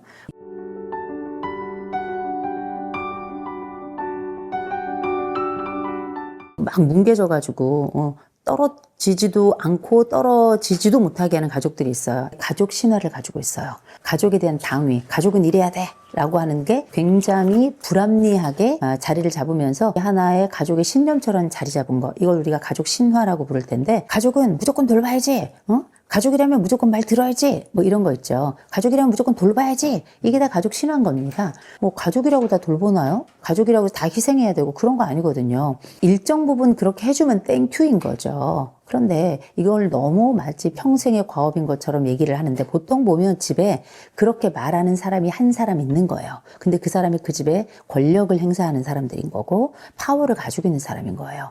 근데 그 사람이 어렸을 때부터 그렇게 이야기하니까 마치 가스라이팅처럼 삶의 어떤 독립을 선택하는 게 큰 잘못인 것처럼 죄책감까지 심어준단 말이에요. 이렇게 하는 게 누구를 위한 것이냐? 이게 되게 가스라이팅의 가장 핵심은 뭐냐면, 그 가스라이팅을 해서 누가 이익을 얻느냐가 되게 중요한 거예요. 이익을 보는 사람이 따로 있단 말이죠. 그 사람의 건강과 행복과 복리를 위해서가 아니라 자신의 이익과 행복을 위해서 다른 사람의 이런 신념까지 좌지우지하면서 실질적인 이 머리에서 이렇게 마치 이렇게 컨트롤러 역할을 하는 이런 사람들이 다 가스라이팅 하는 사람인데 부모라고 해서 다 가스라이팅 하는 거 아니에요. 이 아이의 건강과 행복과 복리를 위해서 아이에게 필요한 것들을 얘기한다면 이거는 가스라이팅이 아니죠. 이게 까딱하면 경계에 있는 사람들이 있어요. 분명히 이 아이에 대한 행복과 복리와 내가 다 너 잘 되라고 하는 일이지 라고 그게 맞는 것 같은데 결국 보면 부모의 불안을 해소하기 위해서 아이들을 붙잡고 쥐어짜는 경우들도 꽤 있거든요. 이런 경우라면 용기가 필요하다고 생각해요. 용기라고 하는 건 그냥 만들어지는 건 아니에요. 어떤 주어진 환경 혹은 내가 늘 익숙했던 환경에서 문을 열고 차갑디 차가운 광야로 혼자 발을 내디딜 그 움직임, 그 마음가짐 이런 것들 아울러서 제가 용기라고 부를 수 있을 것 같은데 예를 들어서 우리가 내 집에서 어머니가 혹은 아버지가 이런 가족과 관련된 너무 강력한 신화 속에서 우리에게 마치 이것만이 당위인 것처럼 얘기를 하신다면 우리가 교육은 괜히 받는 게 아니에요. 합리적 판단을 위한 나만의 생각의 과정, 그 틀을 갖추는 과정이거든요. 근데 내가 밖에 나가서 친구들 보니까 우리 집처럼 사는 집 없어. 밖에 나가서 이렇게 보니까 다른 집은 다른 방식으로 살아. 심지어 내가 이런저런 공부도 저런저런 사람들을 만나서 이 삶을 보니까 우리 집이 약간 좀 뭐랄까 일그러져 있는 것 같아. 이렇게 일그러져 있는 이 가족을 펴는 건 진짜 어려운 일이에요. 이미 오랫동안 일그러진 상태에서 살아왔기 때문에 그 사람들은 그렇게 조형되는 겁니다. 마치 우리가 거푸집이 있으면 그 모양대로 사람 나오잖아요. 근데 인생은 거푸집이 아니에요. 가정은 거푸집이 아니라 그 안에서는 그 모양으로 살아요. 애들 놀이던데, 놀이감인데 막 슬라임 보면 여기에 넣으면 요 모양이 되잖아요. 또 다른 데 가면 다른 모양이 되죠. 인생은 슬라임이에요. 내가 내 집에 있을 때는 요 모양, 내 집의 모양, 이 집의 구조만큼 고만한 모양으로 딱 살지만 내가 다른 곳에 딱 가잖아요? 그러면 나는 다른 모양으로 그렇게 살아갈 수 있는 거거든요. 적어도 내가 우리 집이 가지고 있는 이런 문제가 있고 심각하고 때로는 나의 삶의 이런 독립성과 방향성을 완전히 옥죄면서 어쩌면 부모의 이익과 욕심에 따라 가지고 우리 모든 가족들이 이런 삶을 살아가야 되는 이런 환경 속에 있다면 집을 나오셔야 돼요. 집을 나오셔야 됩니다. 미성년자들 같은 경우 나올 수가 없잖아요. 본인 스스로가 혹시 우리가 이 책을 미성년자들이 또 장면을 미성년자들이 본다면 저는 이런 말씀을 드리고 싶어요. 무료 상담 받을 수 있는 데가 되게 많아요. 청소년 상담복지센터도 괜찮고 가족센터도 괜찮고 학교에도 다 상담사들이 다 상주하고 있어요. 가셔서 다 무료 상담이에요. 청소년들. 그럼 가서 상담 받으시면 돼요. 내가 지금 갖고 있는 이 삶의 자리가 적절한가? 내 삶의 독립성을 확보하기 위해서 무엇이 필요한가에 대해서 제 3의 입을 통해 가지고 새로운 구조에 대한 꿈을 좀 꾸었으면 좋겠어요. 이거 되게 중요하거든요. 과제 분리 말씀을 좀 드려야 될 것 같아요. 인생에 다 과제가 있습니다. 근데 그 과제가 하나가 아니고요. 여러 개의 과제가 있는데 그게 보통은 한 개인의 발달 단계에 따라 가지고 인생 과업이라는 걸 보통 심리학자들이 얘기하거든요. 에릭슨이라는 사람이 있는데 인생을 쭉 이제 이 사람 저 사람 만나보고 여러 인터뷰를 해본 다음에 보니까 인생이 한 8단계 정도로 나누어진대요. 8단계 중에 이를테면 0에서 1세 이런 영아기, 그 다음에 이제 2에서 3세 유아기, 그 다음에 학령정기라 그래서 우리 유치원 다닐 때, 또 초등학교 다닐 때, 중고등학교 다닐 때 성인기를 쭉 살아가고 이런 단계들을 쭉 펼쳐놓고 보니까 한 크게는 8단계 정도. 왜냐면 이제 성인 초기도 있고 성인 중기도 있고 성인 후기도 있으니까 이렇게 하니까 한 8단계가 되더래요. 근데 그 8단계마다 이렇게 사람들 인터뷰하고 이렇게 봤더니 인생의 각 그 시점마다 해야 될 과제가 있더라는 거예요. 그 과제가 0에서 1세 때는 인생의 신뢰감이라는 걸 확보를 해야 된대요. 엄마 아버지가 도와줘야죠. 좋은 엄마 아버지가 때 되면 딱 젖 먹여주고 밥 먹여주고 재워줄 때 재워주고 기저귀 축축하면 갈아주고 내가 이 사람을 이렇게 믿을만 할 때에는 내가 앞으로 살아가야 될 세상도 이렇게 믿을만 할 거야. 이런 신념이 생겨요. 이제 신뢰감이라고 불러요. 부모가 해줘야 될 역할을 우리가 이제 보육자다. 아이들의 신뢰감을 확보할 수 있도록 도와주는 일종의 도움이에요. 인생 도우미. 부모는 도움이에요. 아이들에게 이들의 인생 주체가 아니고 옆에서 돕는 서포터들이거든요. 두 번째 애가 조금 커가지고 이제 자아가 싹트기 시작하면 내가 할 거야 막 이러면서 일명 자율감이라는 게 막 생겨나요. 이런 거 저런 거 막 시도해 보려고 하는 마음이 생겨나는데 이렇게 이 아이가 실수하더라도 이거저거 할 수 있도록 물리적으로나 심정적으로나 이런 공간을 만들어주는 심정적 공간과 물리적 공간을 만들어주는 이런 사람을 우리가 양육자라고 불러요. 이때 얘네들은 잘 못하더라도 자꾸 해보도록 이렇게 자율감을 확보해야 이게 인생 과제구나. 애가 유치원 다니잖아요. 그러면 이때 얘네들이 주도성이라는 걸 가져야 된대요. 주도성이라는 게 뭐냐면 부모들의 역할이 이때 훈육자거든요. 세상 속에 나가서 놀이터에 이렇게 나가서 규칙을 배우는 세상, 규칙을 배우는 시기예요. 유치원 가서도 어린이집 가서도 가서 규칙을 배워서 해야 될 것, 하지 말아야 될 것, 그 경계, 울타리, 말뚝 이런 것들을 다 알고 규칙은 이렇게 세우는 거야, 말뚝은 이렇게 박는 거야, 딱 해가지고 내가 놀이터에 딱 나가. 야, 너 줄 서, 너 미끄럼틀 위에서 오른쪽 서, 너 왼쪽 서. 이렇게 일종의 규칙을 만들고 이걸 유지하는 걸 내가 집에서 배운 대로 나가서 시행해 보는 시기예요. 내가 리더십이라는 걸 가져보는 거거든요. 그 역할을 딱 해서 아, 얘가 한 번이라도 이런 걸 해본 적이 있으면 얘는 이 숙제, 인생 숙제를 한 거예요. 너무 절망하지 말게 7세 이전에 성격은 다 결정됩니다. 이런 얘기 하거든요. 이걸 결정론이라고 부르는데 에릭슨은 말이에요. 수정론을 얘기해요. 아유, 우리가 원치 않는 공간에서 내가 알지도 못하는 나이에 이거 모든 걸 어떻게 결정합니까? 그때 인생 숙제 못하더라도 나중에라도 그 숙제하면 괜찮아요. 그렇게 좋은 또 한 번의 리더십을 발휘할 기회를 갖고 이거저거 해볼 또 기회를 갖고 신뢰감을 갖지 못한 부모 밑에서 자랐지만 내가 어떤 선생님 만나고 스님 만나고 목사님 만나고 신부님 만나고 이렇게 해서 인생의 멘토 만나면 어떻게 그때 가서도 신뢰감 확보할 수도 있는 거예요. 이렇게 얘기하는 거예요. 이게 얼마나 멋져요. 저는 그래서 에릭슨 엄청 좋아요.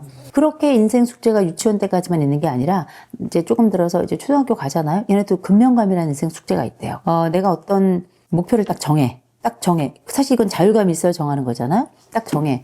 그러면 그 목표에 내가 알아서 도달해 본 적이 있으면 한 번이라도 도달해 본 적이 있으면 얘는 근면감을 획득한 거예요. 그 초등학교 다닐 때 수미양가 뭐 ABCD 이런 성적의 문제가 아니라 내가 계획을 세우고 이 계획을 수행해 본 적이 있다면, 도달해 본 적이 있다면, 성취해 본 적이 있다면 얘는 근면감을 가지고 있는 애야. 그런데 그 옆에서 야, 잘한다, 파이팅, 잘할 수 있어 이렇게 응원해주고 막 이렇게 했더니 목표도 더 잘 세우고 거기에 도달도 더 잘하더라. 이 역할을 해주는 사람이 격려자거든요. 그리고 나서 이제 애들이 이제 중고등학교 가면 이때 뭐 애들 흔히 사춘기라고 얘기하잖아요. 이 사춘기 시절에 딱 가면은 또 인생의 숙제가 정체감이라는 거예요. 아이덴티티를 막 찾는 거예요. 그래서 역할 실험도 막 해보고 이것도 해보고 저것도 해보고 하면서 부모의 손아귀에서 좀 자주 벗어나면서 자기의 새로운 사회적인 역할들을 수행해 보는 거거든요. 그러면서 나라는 사람이 이 나이 먹고 나라는 사람들의 친구들이 이러이러한 역할을 하는 사람들이 있어. 역사적인 나하고 사회적인 나 여기 만나는 이제 나는 이런 사람이야. 이런 걸 이제 알아간다는 거예요. 찾아가고 부모가 정해준 정체성을 벗어나 자기가 선택한 새로운 정체를 찾아가는 첫 번째 시기라고 봐야 되겠죠. 그랬다가 이제 청년기로 넘어가 보면 그때는 친밀감이라는 숙제가 되게 중요해요.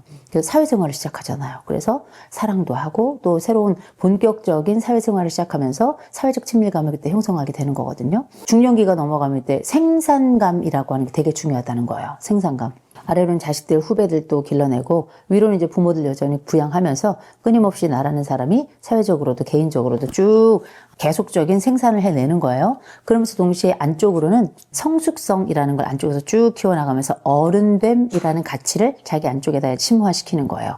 그러다가 이제 노년이 딱 되면은 통합감이라는 게 되게 중요하다라는 거예요. 통합감이라는 게 뭐냐면 다 알아, 다 통합해 이게 아니라 내가 내 지난 세월 살펴보니까 잘못한 것도 많아. 실수도 많아. 나라는 사람이 어떻게 뭐 그렇게 살았던 적도 있고 못한 것도 잘못한 것도 많이 있지만 그래도 나 최선을 다했어. 누가 생각할 때는 잘못 산 삶일지도 모르겠지만 그때도 내 나름대로 그래도 난 최선을 다한 거야. 그래서 어떻게 이만하면 괜찮아. 과거의 삶에 대해서도 인정을 해주고 그다음에 현재에서도 보람을 찾는 거. 이거 우리가 통합성이라고 불러요. 이 통합성이 잘 이루어지지 못하면 우리가 어떻게 지난 거는 한숨이요 남은 것은 주름이라 이런 얘기를 하는 거거든요. 인생이 결국은 8단계라고 얘기를 하지만 또 여러 학자들마다 단계를 구분하는 방식은 여러 가지가 있지만 중요한 건 각각의 인생에 과제가 있다는 거예요. 수행, 과업 있고 그 과제를 잘 수행하면 좋은데 우리가 부모들이 되게 중요한 이유가 뭐냐면 얘네들이 청소년기 갈 때까지는 얘네들이 인생 과제를 잘 할 수 있도록 부모가 도와줘야 돼요. 요 청소년기까지 얘가 생애 과업을 잘 하나 못하나 요걸 보면 남은 생애가 예측이 된다는 거예요. 예측이 된다는 얘기는 우리가 예측이 된다는 게 얼마나 중요한 얘기예요. 막 예측이 안 되고 불안하고 초조하고 이러면 얼마나 힘들어요. 나머지 생애가 예측이 된다는 얘기는 안정적으로 살 가능성이 높아진다는 거거든요. 가족으로 살아간다는 건 친밀감도 갖고 동시에 독립성도 가져야 되는 거예요. 가족으로서의 멤버십도 가지고 있지만 나라는 사람의 독자성과 개별성을 가지고 뻗어나갈 준비를 쫙 또 해주고 그렇게 또 뻗어나가야 되는 거잖아요. 부모의 역할도 있고 개인의 역할도 있는 거예요. 부모가 다 탓할 것도 없고 형제의 영향도 다 받아가면서 친구의 영향도 받아가면서 사회적 과업도 해나가면서 그렇게 자기 일 하는데 이거는 개인 과제예요. 개인 과제가 있는데 가족 공동 과제도 있어요. 인생이 개별 과제도 있고 공동 과제도 있는 거거든요. 개별 과제라고 하는 건 인생의 8단계가 있어서 각각의 단계, 신뢰감이라든지 자율성이라든지 주도성이라든지 근면감이라든지 정체감이라든지 또 친밀감이라든지 생산감이라든지 통합감이라든지 이렇게 다 가져가겠죠. 가족 공동과업도 있어요. 가족 공동과업은 우리 가족이 공동으로 반드시 함께 해나가고 풀어야 될 인생에 함께할 공동 숙제 같은 거라고 생각하시면 돼요. 우리가 함께 살아가면서 가족을 돌보는 일, 아플 때 도와준다든지 자기 역할이 있잖아요. 역할들 중에 보면 부모는 부모 역할이 있고 자식은 자식의 역할이 있는데 부모가 가지고 있는 역할들은 선명해요. 아이들을 독립적인 민주적인 시민으로 키워내는 거, 아이들을 경제적으로 부양해가지고 정서적으로도 사랑해주고 이런 것들이 다 부모의 과업들이에요. 해야 될 부모 역할. 자식들 역할은 좀 달라요. 부모를 뭐 사랑하고 이런 거 다 좋은데 우리가 형제 순서라는 게 있잖아요. 아들러 이야기가 한참 나오면서 출생 순서에 관련된 얘기 이제 많이 나오고 그랬었는데 장남은 장남, 뭐 둘째는 둘째, 셋째는 셋째, 넷째는 넷째 각각 자기 역할을 하면서 첫째와 막내가 같은 역할을 할 수는 없겠죠. 나이 차이도 있고 각각 정서적으로 본인들이 차지하고 있는 영역이 다 다르니까 20세기에는 사실상 이 장남 장녀들에게 어마어마한 역할이 부여가 됐었어요. 공동 과제를 할 때 과제 팀장이야. 이 과제가 잘못되면 남은 생에 막 책임을 져야 됐어요. K 장녀, K 장남 이런 얘기가 나오면서 K 장녀, K 장남은 흔적만 남아 있습니다. 흔적기관이라고 생각을 해요. 장남 장녀들이 옛날처럼 무겁게 뭘 하지도 않고요. 마음만 무겁지 뭘 아무것도 안 해요. 그래서 우리가 알고 있는 실질적 책임을 져야만 했었던 장남 장녀들 모든 유산도 그들에게 다 몰빵이 되었던 그 시대에 있었던 K 장녀, K 장남은 다 흔적기관이 되었다라고 말씀을 드려야 될 것 같아요. YS 정부 이후로 유산도 다 n분의 1로 받아요. n분의 1로 받고 사실 뭐 기업은 있긴 하지만 그럼에도 불구하고 일단은 n분의 1이 정석이거든요. 가족들도 이제는 다 n분의 1의 역할을 해야 된다고 생각을 합니다. 물론 더 사랑받고 덜 사랑받고 이런 사람들이 있겠지만 사랑은 정량평가가 아니라 정성평가예요. 정량적으로 다루는 게 아니라 정성적으로 다루는데 보통 집안 내에서 질적인 측면을 따지면 나중에 보면 양적인 측면도 거기도 따라가긴 하더라고요. 그럼에도 불구하고 그건 내가 받는 것이고 내 부모가 나에게 더 좋은 것을 더 많은 것을 해주지 못했다 하더라도 저는 기본적으로 내 가족으로서 함께 가져가야 될 총양이 있고 그 양 중에 내가 가져와야 될 양 그 중에서도 해야 될 역할의 양은 좀 있다고 생각해요.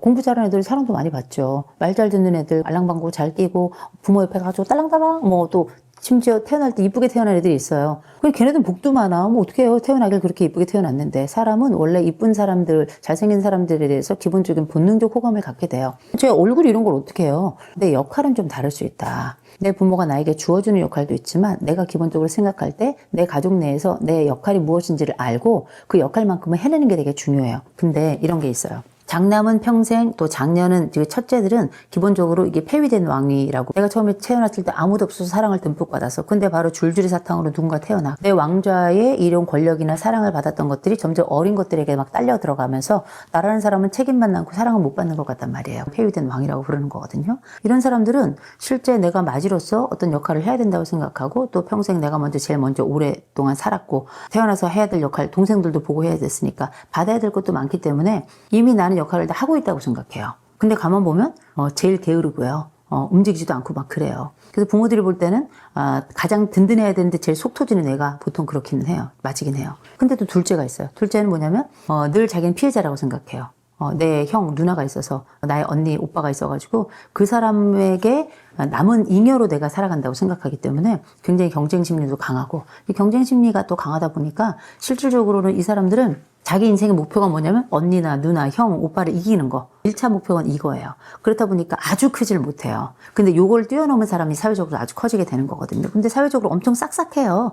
싹싹하기 때문에 잘 돼요, 둘째들은. 웬만해서는 뭐 매 맞고 크는 경우는 없는데 반골 성향이 잘 발달한 애들은 둘째들로 살아가면서 매 많이 맞고 살아가는 애들도 많이 있고 또 첫째에게 늘 자기는 뺏긴다는 생각 때문에 그 반발했다가 그냥 욕을 바가지로 먹고 마치 바나나처럼 그렇게 성장하는 친구들도 있거든요. 둘째는 사회적으로는 굉장히 사회생활을 잘합니다. 셋째, 넷째, 막내들도 사랑 듬뿍 받고 자라죠. 또 응석바지처럼 그렇게 살아가니까 이 각각의 역할들이 다 뭐냐면 가족 내에서의 역할이에요.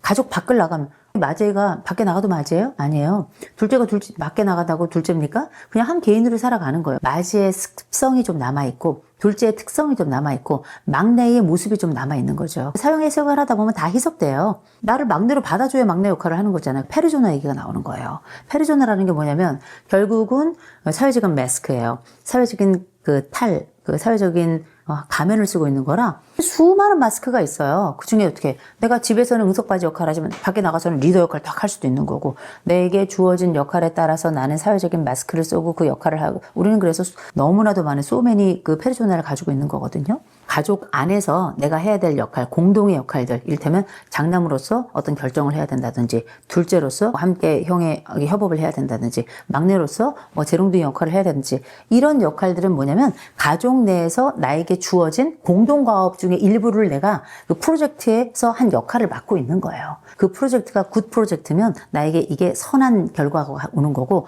이 프로젝트 자체가 형편없는 프로젝트를 만들어낸 부모들이 있어요.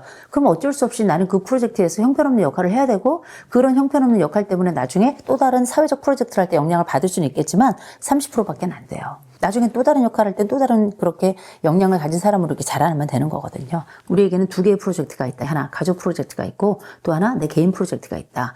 가족 프로젝트에서는 주어진 역할을 하는 거고 개인 프로젝트에서는 내 인생에 주어진 생애 과업들을 만들어 가면서 내가 어렸을 때 그 과업 충분히 하지 못했더라도 나중에라도 내가 교육을 통해 또 좋은 사람들 만나서 내가 선택한 사람들을 통해서 그 과업들 해가면서 나의 성장 과정에 필요한 역할들을 다 해내는 것이다. 우리는 다 가족과 함께 그러나 따로 이렇게 따로 또같이라고 하는 붙었다 떨어졌다 하는 이런 일종의 필요할 때마다 함께 협업하는 자석 같은 거라고 생각하시면 될 것 같아요. 그 평균값을 보잖아요. 5점 넘잖아요. 괜찮은 집이에요. 5점이 넘으면 한 6점, 7점 넘잖아요.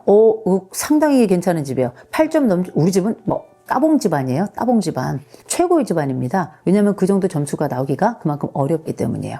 근데 우리 집을 봤더니 다 10점씩을 줬어.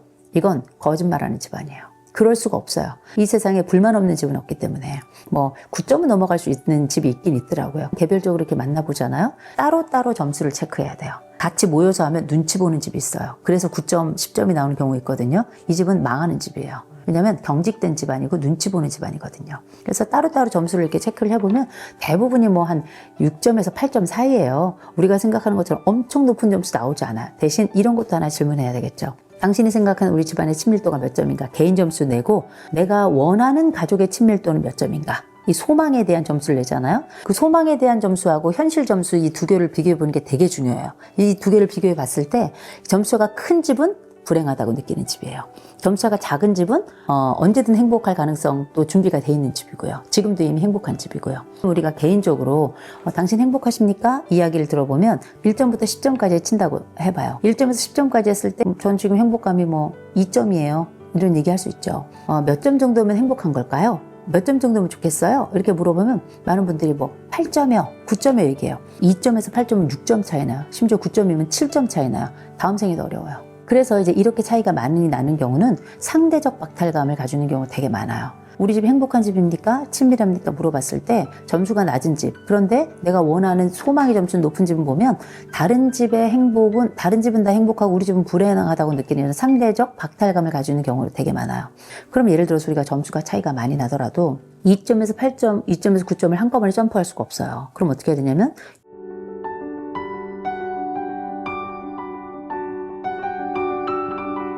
과제 과업이 계속 큰 상태로 있으면 개인 과업이 눌려요. 개인 과업만 너무 크게 하잖아요? 그럼 가족 과업 쪽에서 같이 팀 프로젝트 하는 사람들이 막 뭐라고 한단 말이에요. 요 균형, 밸런스가 되게 중요한 거예요.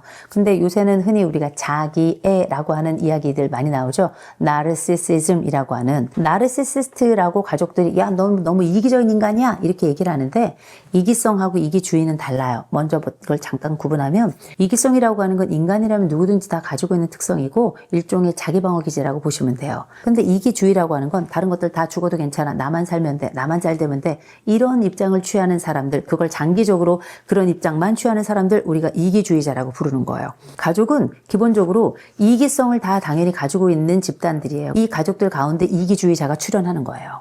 근데 이기주의자는 좀 병리적인 거기 때문에 특별하다. 이기주의자가 있잖아요. 그러면 나머지 가족들이 이 사람이 해야 될 과업까지도 떠맡아야 돼요. 이런 문제가 좀 있어요. 그건 약간 운이 없는 케이스라고도 봐야 될 거예요. 왜냐하면 이거 조정 자체가 좀 어려우니까. 생리적으로 이기적인 사람들도 있긴 있어요. 그런데 보통 성장 과정에서 이런 이기성이 훨씬 더 강화되는 거거든요. 이런 이기성이 강화된 사람이 있으면 나머지 사람들이 이 사람을 떠받치면서 이 사람의 역할까지 해가면서 그렇게 살아가야 되니까 힘들고 약간 피해 받으면서 크는 건 사실이에요. 근데 그건 어쩔 수 없어요. 운이 없는 거예요. 그 과정을 벗어날 수 있는 때가 있어요. 그게 뭐냐면 성인이 될 때예요.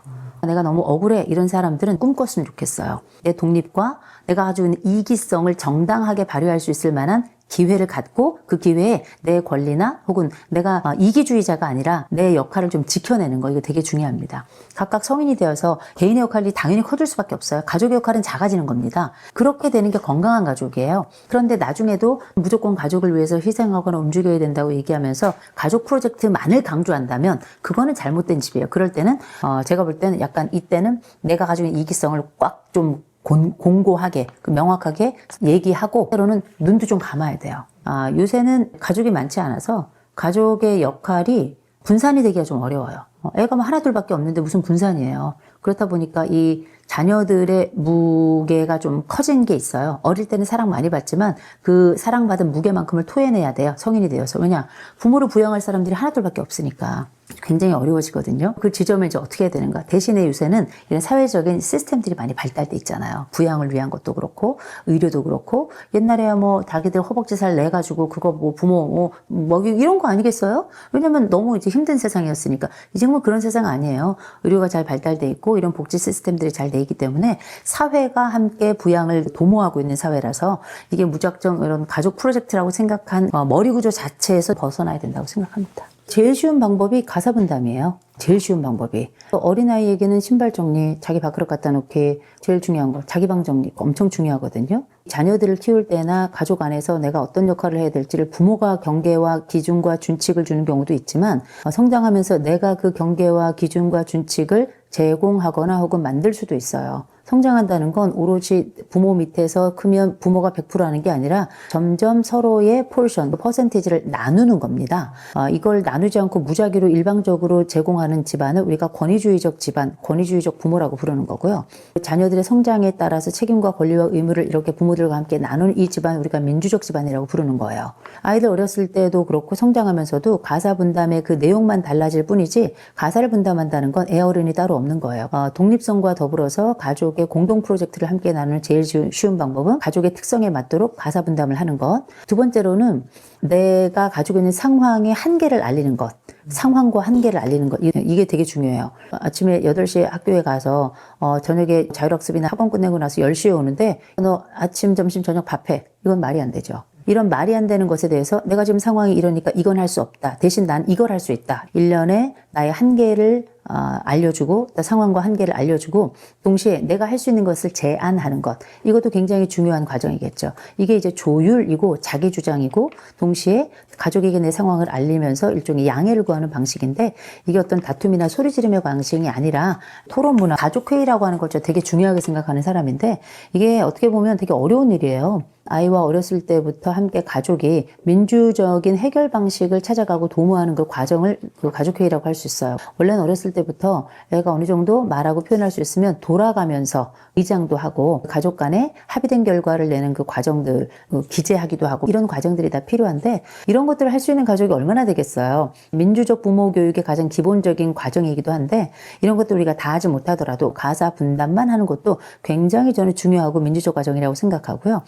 이 사람이 가지고 있는 상황이나 한계를 이해하고 여기에 대한 배려 차원에서 가사 분담이라든지 책임이나 이런 권리에 대한 조정을 하는 거 이것처럼 좋고 훌륭한 과정이 어디 있겠습니까? 가족 간의 대화가 되게 많이 필요하다는데 대화가 말을 많이 하는 게 대화가 아니에요. 필요한 말을 필요한 순간에 의미 있게 배려하면서 나누는 그 과정을 아울러서 대화라고 해야 될 것 같아요. 끊임없이 좋은 부모가 된다는 건 그 과정을 읽어주는 과정이고요. 자식 중에 훌륭한 자식이라고 한다면 부모의 그 의도를 알아주는 거거든요. 기꺼이 그 일을 맡거나 선택하는 과정이지만 무조건 100%가 아니라 내가 가지고 있는 상황과 내 생각들을 전달하면서 이 전달하는 과정도 충분히 상대방을 배려하거나 납득이 될 만한 수준에서 얘기하는 것. 이런 것들이 다 좋은 가족 간의 대화라고 얘기할 수 있겠죠. 이런 가족 간에 분업을 하거나 그러면 약간의 논쟁이 있거나 섭섭함이 발생할 수 있어요. 아니면 일방적으로 누군가 나에게 의무를 부여하는 것 같아서 기분이 나쁠 수 있거든요. 그때는 소리를 빽빽 지르는 게 아니라 내가 여기까지는 가능한데 요거는 어렵다라고 해서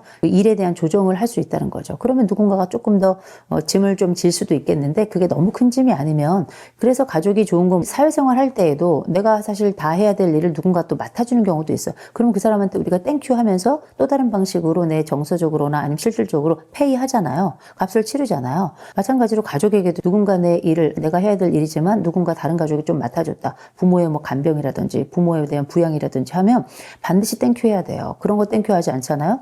이건 내 일인데 그 사람이 맡아준 거예요. 그 일에 대해서 땡큐 하지 않는다? 저는 그건 사회적으로 아주 폐악질이라고 생각을 합니다. 집집마다 그림이 다 달라요. 집집마다 크기가 다 다르고요. 집집마다 소망과 욕구가 다 달라요. 각 가족원들이 가지고 있는 이런 특성들이나 가족이 가지고 있는 남이 알지 못하는 그들만의 역사가 있어요. 이 집안이 가지고 있는 흔히 말하는 가풍이라는 것도 있고요. 이 집안이 가지고 있는 남들 모르는 이 암묵적 규칙 같은 것들도 있습니다. 그래서 어느 집에나 어울리고 어느 집에나 맞는 정답은 전 없다고 생각해요. 요즘은 다들 왜 맞춤형 신발 신듯이 그렇게 맞춤형 여러 상담, 맞춤형 뭐뭐 이런 것들이 되게 많죠. 개별화되고 그 사람의 그 상황의 특수성에 맞도록 최적의 결과를 내는 그 과정들을 위한 논의들이나 열매를 위한 노력들이 많이 있는데 우리가 이렇게 각각이 가지고 있는 특수성을 객관화하고 조망하는 능력을 갖는 게 일단은 중요해요. 우리가 가끔 왜 나무를 보기보다 숲을 봐라 이런 얘기를 많이 하는데 나무를 보기보다 숲을 보라는 얘기는 뭐냐면 나무 속 그 빽빽한 밀림 속에서 길을 잃을 때 우리가 해야 될 첫 번째 전제는 일단 떨어져서 그 상태를 보고 그 전경을 보는 게 가장 길을 잃지도 않으면서도 문제를 풀어가기에 제일 수월한 방법이다. 또 효율적인 방법이다. 이렇게 얘기를 하는 거잖아요. 우리가 숲을 본다는 건 이렇게 조망할 수 있는 능력이고 객관하는 능력인데 예를 들어서 우리 집을 한번 딱 보세요. 딱 보면 우리 집의 친밀도 정도를 평균 친밀도를 1에서부터 10점까지 한번 보세요. 집집마다 가족원마다 우리 집은 나는 우리 가족이 친밀도가 이 정도 되는 것 같아. 점수를 매겨보잖아요. 가족끼리 같이 해보면 되게 좋아요. 어떤 집은 각각 다 점수가 다른데 평균값이 다 나와요. 근데 가족들이 다 비슷해요. 비슷합니다. 점수를 매길 때 집안에서 뭐 피자를 이 사람만 빼고 먹어가지고 삐져있는 한 사람이 그때 점수를 체크해가지고 낮게 점수를 주는 거 말고 그냥 전체 우리 삶을 돌아봤을 때 우리 가족 전체의 역사를 봤을 때 점수가 몇 점인지를 좀 보잖아요. 그럼 평균값이 되게 비슷해요. 그리고 또 약간 차이가 있더라도 평균값이 나와요. 결국은. 그 평균값을 보잖아요. 5점 넘잖아요. 괜찮은 집이에요. 5점이 넘으면 한 6점, 7점 넘잖아요. 상당히 괜찮은 집이에요. 8점 우리 집은 뭐 따봉 집안이에요. 따봉 집안. 최고의 집안입니다. 왜냐면 그 정도 점수가 나오기가 그만큼 어렵기 때문이에요. 근데 우리 집을 봤더니 다 10점씩을 줬어. 이건 거짓말하는 집안이에요. 그럴 수가 없어요. 이 세상에 불만 없는 집은 없기 때문에 뭐 9점은 넘어갈 수 있는 집이 있긴 있더라고요. 개별적으로 이렇게 만나보잖아요. 따로따로 점수를 체크해야 돼요. 같이 모여서 하면 눈치 보는 집이 있어요. 그래서 9점, 10점이 나오는 경우 있거든요. 이 집은 망하는 집이에요. 왜냐하면 경직된 집안이고 눈치 보는 집안이거든요. 그래서 따로따로 점수를 이렇게 체크를 해보면 대부분이 뭐 한 6점에서 8점 사이예요. 우리가 생각하는 것처럼 엄청 높은 점수 나오지 않아요. 대신 이런 것도 하나 질문해야 되겠죠. 당신이 생각하는 우리 집안의 친밀도가 몇 점인가? 개인 점수 내고 내가 원하는 가족의 친밀도는 몇 점인가? 이 소망에 대한 점수를 내잖아요. 그 소망에 대한 점수하고 현실 점수 이 두 개를 비교해 보는 게 되게 중요해요. 이 두 개를 비교해 봤을 때 점수가 큰 집은 불행하다고 느끼는 집이에요. 점수가 작은 집은 언제든 행복할 가능성도 준비가 돼 있는 집이고요. 지금도 이미 행복한 집이고요. 우리가 개인적으로 당신 행복하십니까? 이야기를 들어보면 1점부터 10점까지 친다고 해봐요. 1점에서 10점까지 했을 때 전 지금 행복감이 뭐 2점이에요. 이런 얘기 할 수 있죠.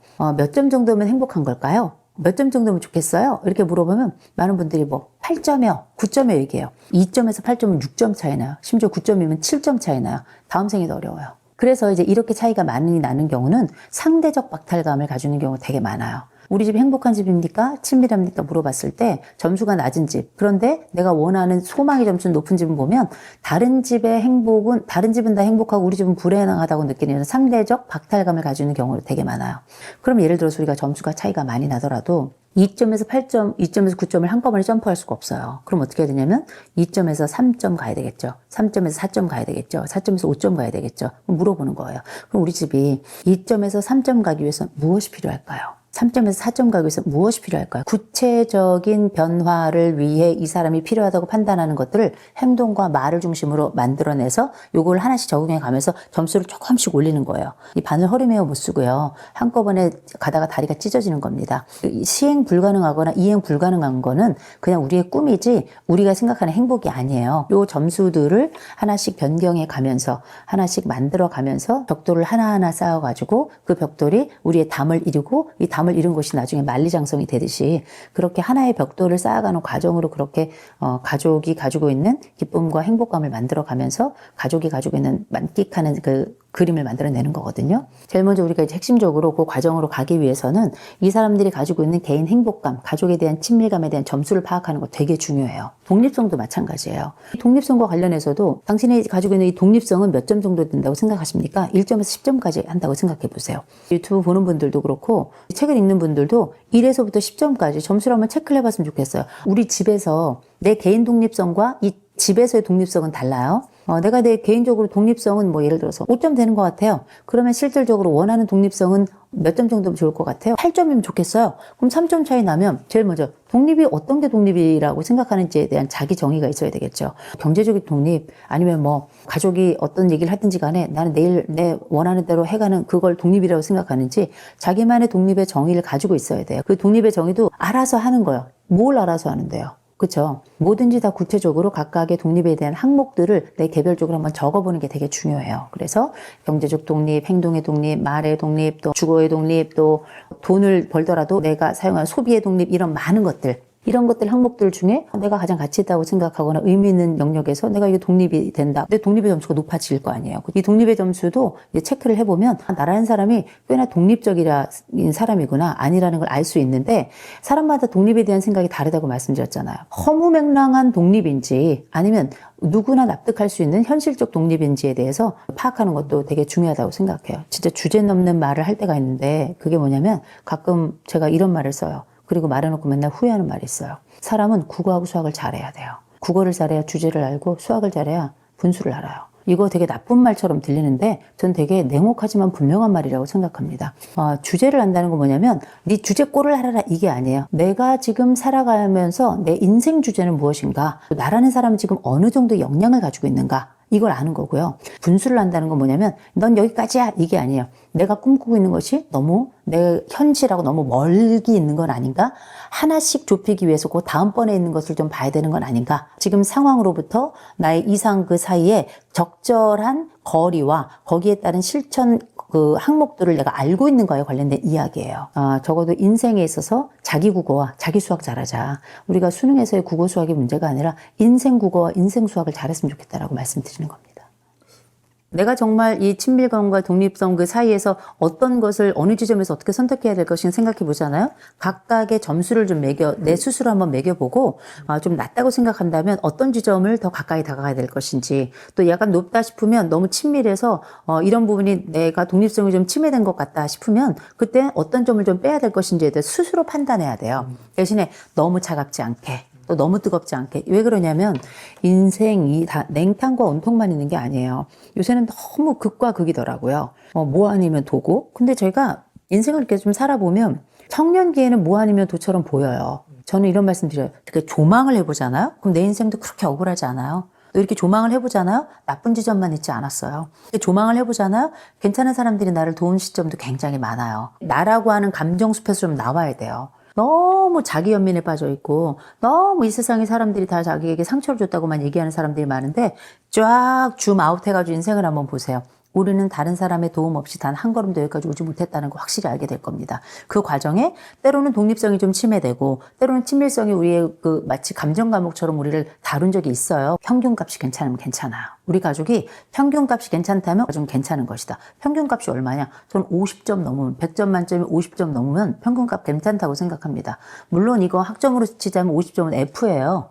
그러나 F가 아니라 저는 D, C 괜찮다고 생각합니다. 20대들 뭐 A 못 맞으면 정말 뭐 목숨 날아갈 것처럼 얘기하는데 원래 대학의 점수라는 게요. A면 아주 엑셀런트한 거예요. 대단한 거예요. 본인이 정말 그렇게 대단한 사람인지 한번 물어보고 싶고요. B 잘했어. 이거 B예요. B 플러스가. C 나쁘지 않아. 노력 좀 해야 되겠군. 이 정도거든요. 근데 저는 D 넘으면 C 정도면 아주 좀 훌륭한 가족이라고 생각합니다. 그 과정에 나의 독립성과 나의 친밀성, 내가 생각하는 이 친밀성을 한번 살펴보시고 더 해야 될 게 뭔가, 또 빼야 될 게 뭔가 한번 생각해 본다면 거기서 한두 가지만 움직여도 내 삶은 훨씬 더 좋아질 거고 가족 간의 관계도 훨씬 더 건강해질 거라고 저는 생각해요. 아이가 태어나면서 남자와 여자가 부부가 되면서 그때 서로를 낳는다고 생각해요. 서로를 조형, 만들어간다고 생각하는데 아이가 태어나잖아요.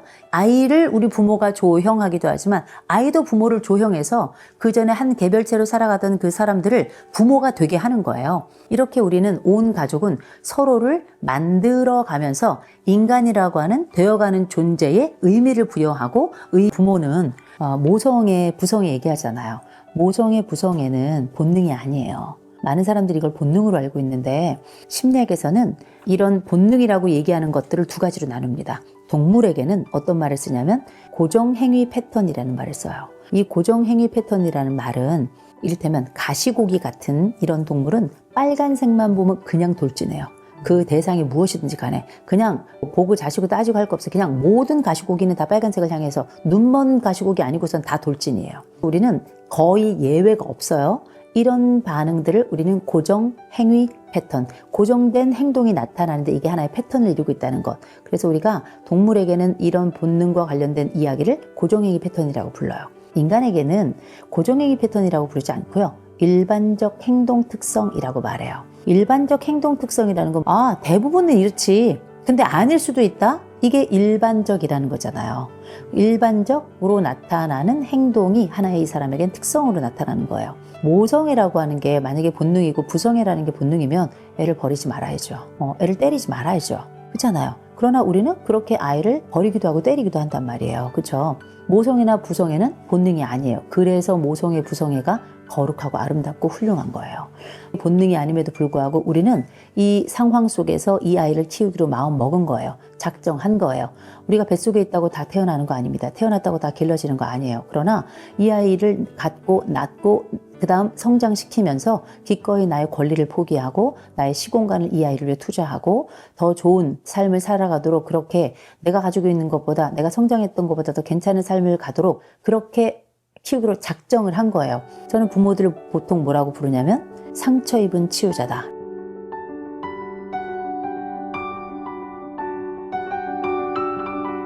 가족은 모자이크 같아요. 또 인생도 모자이크거든요. 내 인생을 한번 생각해 보면 내 인생은 내가 원하는 걸로만 주어지는 게 아니에요. 내가 알지 못하고 기억하지 못했던 그 수많은 나머지의 기억과 인생의 조각들은 다른 사람이 가지고 있는 거잖아요. 가족도 마찬가지예요. 가족이라고 하는 덩어리는 여러 개의 개인들이 만들어 놓은 그 모자이크 조각들을 통해 가정이 계속 유지되는데 가족은 동사예요. 그래서 막 움직여요. 어떨 땐 규모가 줄어들고 어떨 땐 규모가 늘어나고 어떨 때는 뭐 색깔이 뭐 푸르딩딩했다가 어떨 때는 뻘거죽죽했다가 어떨 때는 노르스름했다가 이렇게 계속 움직이는 개체거든요. 생물이라고 보시면 돼요. 요새 뭐 우리가 정치가 생물이다 이런 얘기하는데 가족이야말로 생물이에요.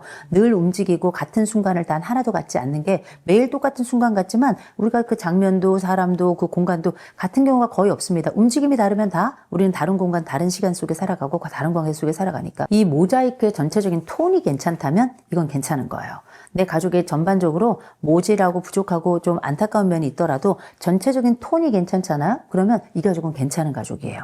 한 개인의 삶이 우리가 뭐 넘어지고 자빠지고 쓰러지고 흔들리고 이런 순간들이 있는 때도 있지만 전반적으로 봤을 때 이 사람의 톤이 밝고 건강하고 건전한 방향을 향하고 있고 이 톤이 괜찮다면 이 사람의 생애도 괜찮은 거거든요. 우리가 독립성과 친밀성, 우리가 가족이 가지고 있는 전반적인 생애의 사건들이 많이 있지만 이 전반적으로 봤을 때 그래도 우리 가족 이 정도는 괜찮아. 우리 가족이 가지고 있는 모자이크가 전반적으로 색이 볼만한 모자이크, 볼만한 작품이라는 얘기고 그리고 앞으로 우리 가족이 좋아지고 싶으면 앞으로의 모자이크를 상상하며 가면 되는 거예요. 마치 정체돼 있고 흔들리지 않고 완전한 단단한 그 벽에 있는 뭐 이집트에 있는 부조처럼 그렇게 움직이지 않는 그런 게 아니라 우리가 왜 모스크 같은 데 보면 이슬람의 모스크 같은 데 보면 다 하나하나의 작품들이 모여가지고 그 조각들, 타일들이 모여가지고 어마어마한 근사한 종교적인 의미까지 갖춘 이런 작품들이 나오잖아요. 그런 것처럼 이 작품들이 딱 들러붙어서 하나의 또 고체로 움직이지 않는 것처럼 보일 수 있겠지만 이 작품들은 계속 해석됩니다. 또 생로병사를 겪으면서 어떤 것들은 무너졌다 다시 복원하면서 제자리를 찾아가고 그러면서 또 새로운 작품이 되잖아요. 그런 것처럼 내가 가지고 있는 이 가족이라고 하는 것들은 계속 우리가 가지고 있는 견고한 모스크 이 부분에 비슷한 측면도 가지고 있지만 모래성 같은 거이기도 해요. 세워졌다 부서졌다 세워졌다 부서졌다 하면서 또 다른 규모를 갖추고 점점 세련돼질 수 있는 거거든요. 그렇게 생각하신다면 가족에 대해서 우리 가족은 불행해, 내 가족이 가지고 있는 점수는 형편없어 이렇게 고정된 값으로 가져갈 것이 아니라 내 가족이 가지고 있는 안 좋은 절대값도 있지만 긍정의 절대값이나 가능성의 기대값도 또 있는 거거든요. 이런 것들을 다 총합해서 내 가족에 대한 가능성까지 그 점수에 넣어보자. 내 가족을 제대로 평가하는 것이다 라고 말씀드리고 싶어요. 내 관계는 인간 안의 인간이에요. 인간 속에 있는 인간. 참 특별하죠. 엄마의 태중에서 첫 번째 생명이 잉태했는데 그 엄마의 태중에 들어온 그 첫 번째 생명이 잉태되기 안까지는 외부에서 들어온 또 다른 생명체가 있었고 하나의 개체 속에 들어와서 인간 안에 인간을 만들어낸 거예요. 외부가 내부와 만나서 새로운 제3의 존재를 만들어내는 것. 그게 바로 가족이거든요. 이 가족이라고 하는 건 저는 이렇게 얘기합니다. 최초의 입맞춤이다. 신이 인간을 만들 때 뭐라 그랬냐면 아우 좋아 이렇게 탄성을 지르거든요. 그 창조 신화에 나오는 신이 인간을 만들어서 탄성을 지르는 이 순간이 저는 어쩌면 인간을 만든 빚어낸 그 순간이기도 하지만 부모가 자식을 낳고 그 첫 번째 탄성을 지를 때 그때의 순간이 그 탄성 자체가 저는 입맞춤이라고 얘기하는 거예요. 그 호흡을 처음 느끼고 울음소리를 듣고 그 존재를 보는 그 순간이 존재가 서로 마주한 순간이거든요. 그건 최초의 입맞춤이다. 가족이 가지고 있는 이 아름다운 첫 번째 탄생이라고 하는 건 굉장히 기묘한 일이에요. 우리가 부부로 살아간다는 건 한 남자, 한 여자, 한 여자와 한 남자가 만나는 거예요. 동성부부도 있고 많이 있지 존재와 또 다른 존재가 만나는 그 순간이잖아요. 만나는 순간 이미 성체가 돼서 만나는 거예요. 성체들이 만나가지고 DNA도 완전히 다르고 문화도 완전히 다른 두 존재가 만나서 가족이라고 하는 하나의 법적 테두리, 사회적인 용인된 형태의 관계를 가져요. 생활을 해가요. 우린 정서 공동체이고 경제 공동체가 되고 동시에 문화 공동체가 되고 서로 법적인 공동체가 되어서 서로에게 디펜스, 방어를 해주는 존재이자 서로를 지탱해주는 존재이자 서로를 보완하는 존재로 그렇게 같이 만나요. 이렇게 만나가지고 뭐 하냐면 알 수 없는 기묘한 그 사랑의 기운과 입맞춤을 통해서 생명이 딱 탄생해요. 이 생명이 탄생했는데 이 생명의 기원이라는 게 얼마나 놀라워요. 알지 못하는 이와 또 알지 못하는 이가 만나서 서로 아는 존재를 만들어내는 거예요. 그 존재, 이 두 존재라는 공간 안에 새로운 생명체가 들어선 거예요. 제가 인간 안에 인간이라고 얘기를 한 거예요. 인간 속의 인간이고 문화 속의 문화이고 그런데 이 존재는 그럼 둘의 DNA의 조합이냐? 아니죠. 변수를 가지고 있는 또 다른 개체가 나오는 거예요. 그러니까 우리는 모르는 자가 함께 만나서 아는 자 같은 모르는 자를 잉태하게 되는 거거든요. 이게 가족이에요. 참 놀랍죠? 그래서 이 가족이라고 하는 건 첫 번째 입맞춤으로 시작해서 부모가 돌아갈 때는 이 부모를 우리가 만지면서 끝내는 게 아니고요. 눈을 맞추면서 죽습니다. 마지막 시선이에요. 첫 번째 입맞춤이자 마지막 시선이 가족이다. 근데 이 가족이라는 게 언어도 생로병사가 있고 나라도 생로병사가 있고 문화도 생로병사가 있고 그런 것처럼 인간도 생로병사가 있고 근데 가족도 생로병사가 있어요. 부부가 처음 만나서 가족으로 이제 탄생하고 이 탄생한 가족에게서 아이가 생겨나면서 가족이 이제 확대가 되는데 이 처음에 탄생할 때의 가족이 가지고 있는 모양과 특성과 질이 아이가 딱 태어나잖아요. 가족의 특성과 질이 완전히 달라져요. 둘째가 태어나죠? 또 달라져요. 셋째가 태어나죠? 또 달라져요. 이건 양적 팽창만의 문제가 아니에요. 이거는 아이가 하나 생겨날 때마다 이 집은 빅뱅이 일어나는 겁니다. 완전히 다른 우주체, 완전히 다른 은하계, 완전히 다른 행성계를 만들어내는 거예요. 우리가 생각하고 있는 이 가족이라고 하는 건 단순히 너와 내가 만났어, 우린 사랑을 했어, 그래서 아이를 낳았어, 아이가 커, 그렇게 우린 나이를 들어가 이런 존재가 아니라는 거죠. 어마어마한 존재들 간의 조우가 발생하고 그 새로운 조우들, 그 새로운 그 관계성을 통해 가지고 서로를 계속 조형하는 겁니다. 아이가 태어나면서 남자와 여자가 부부가 되면서 그때 서로를 낳는다고 생각해요. 서로를 조형, 만들어간다고 생각하는데 아이가 태어나잖아요. 아이를 우리 부모가 조형하기도 하지만 아이도 부모를 조형해서 그 전에 한 개별체로 살아가던 그 사람들을 부모가 되게 하는 거예요. 이렇게 우리는 온 가족은 서로를 만들어가면서 인간이라고 하는 되어가는 존재에 의미를 부여하고 의미와 관계성을 확대하고 그다음에 의무성을 만들어내고 더 나아가서 서로의 존재를 복되고 아름답고 향상하는 더 괜찮은 존재가 되게끔 헌신하는, 상호 헌신하는 관계가 되는 거죠. 굉장히 추상적이고 철학적인 얘기를 하는 것 같지만 저는 이게 가족이라고 생각을 해요. 가족을 굉장히 위대하다고 생각합니다. 어쩌면 가장 가까운 사람인 것 같지만 가장 먼 사람이 되게끔 만드는 과정에 함께 참여하는 사람들이고요. 하지 않아도 될 의무사항들을 서로 가족이란 이름으로 해가면서 피곤하지만 지탱해주는 사람들이라고 보거든요. 제가 이 말씀을 왜 드리냐면 부모는 모성애, 부성애 얘기하잖아요.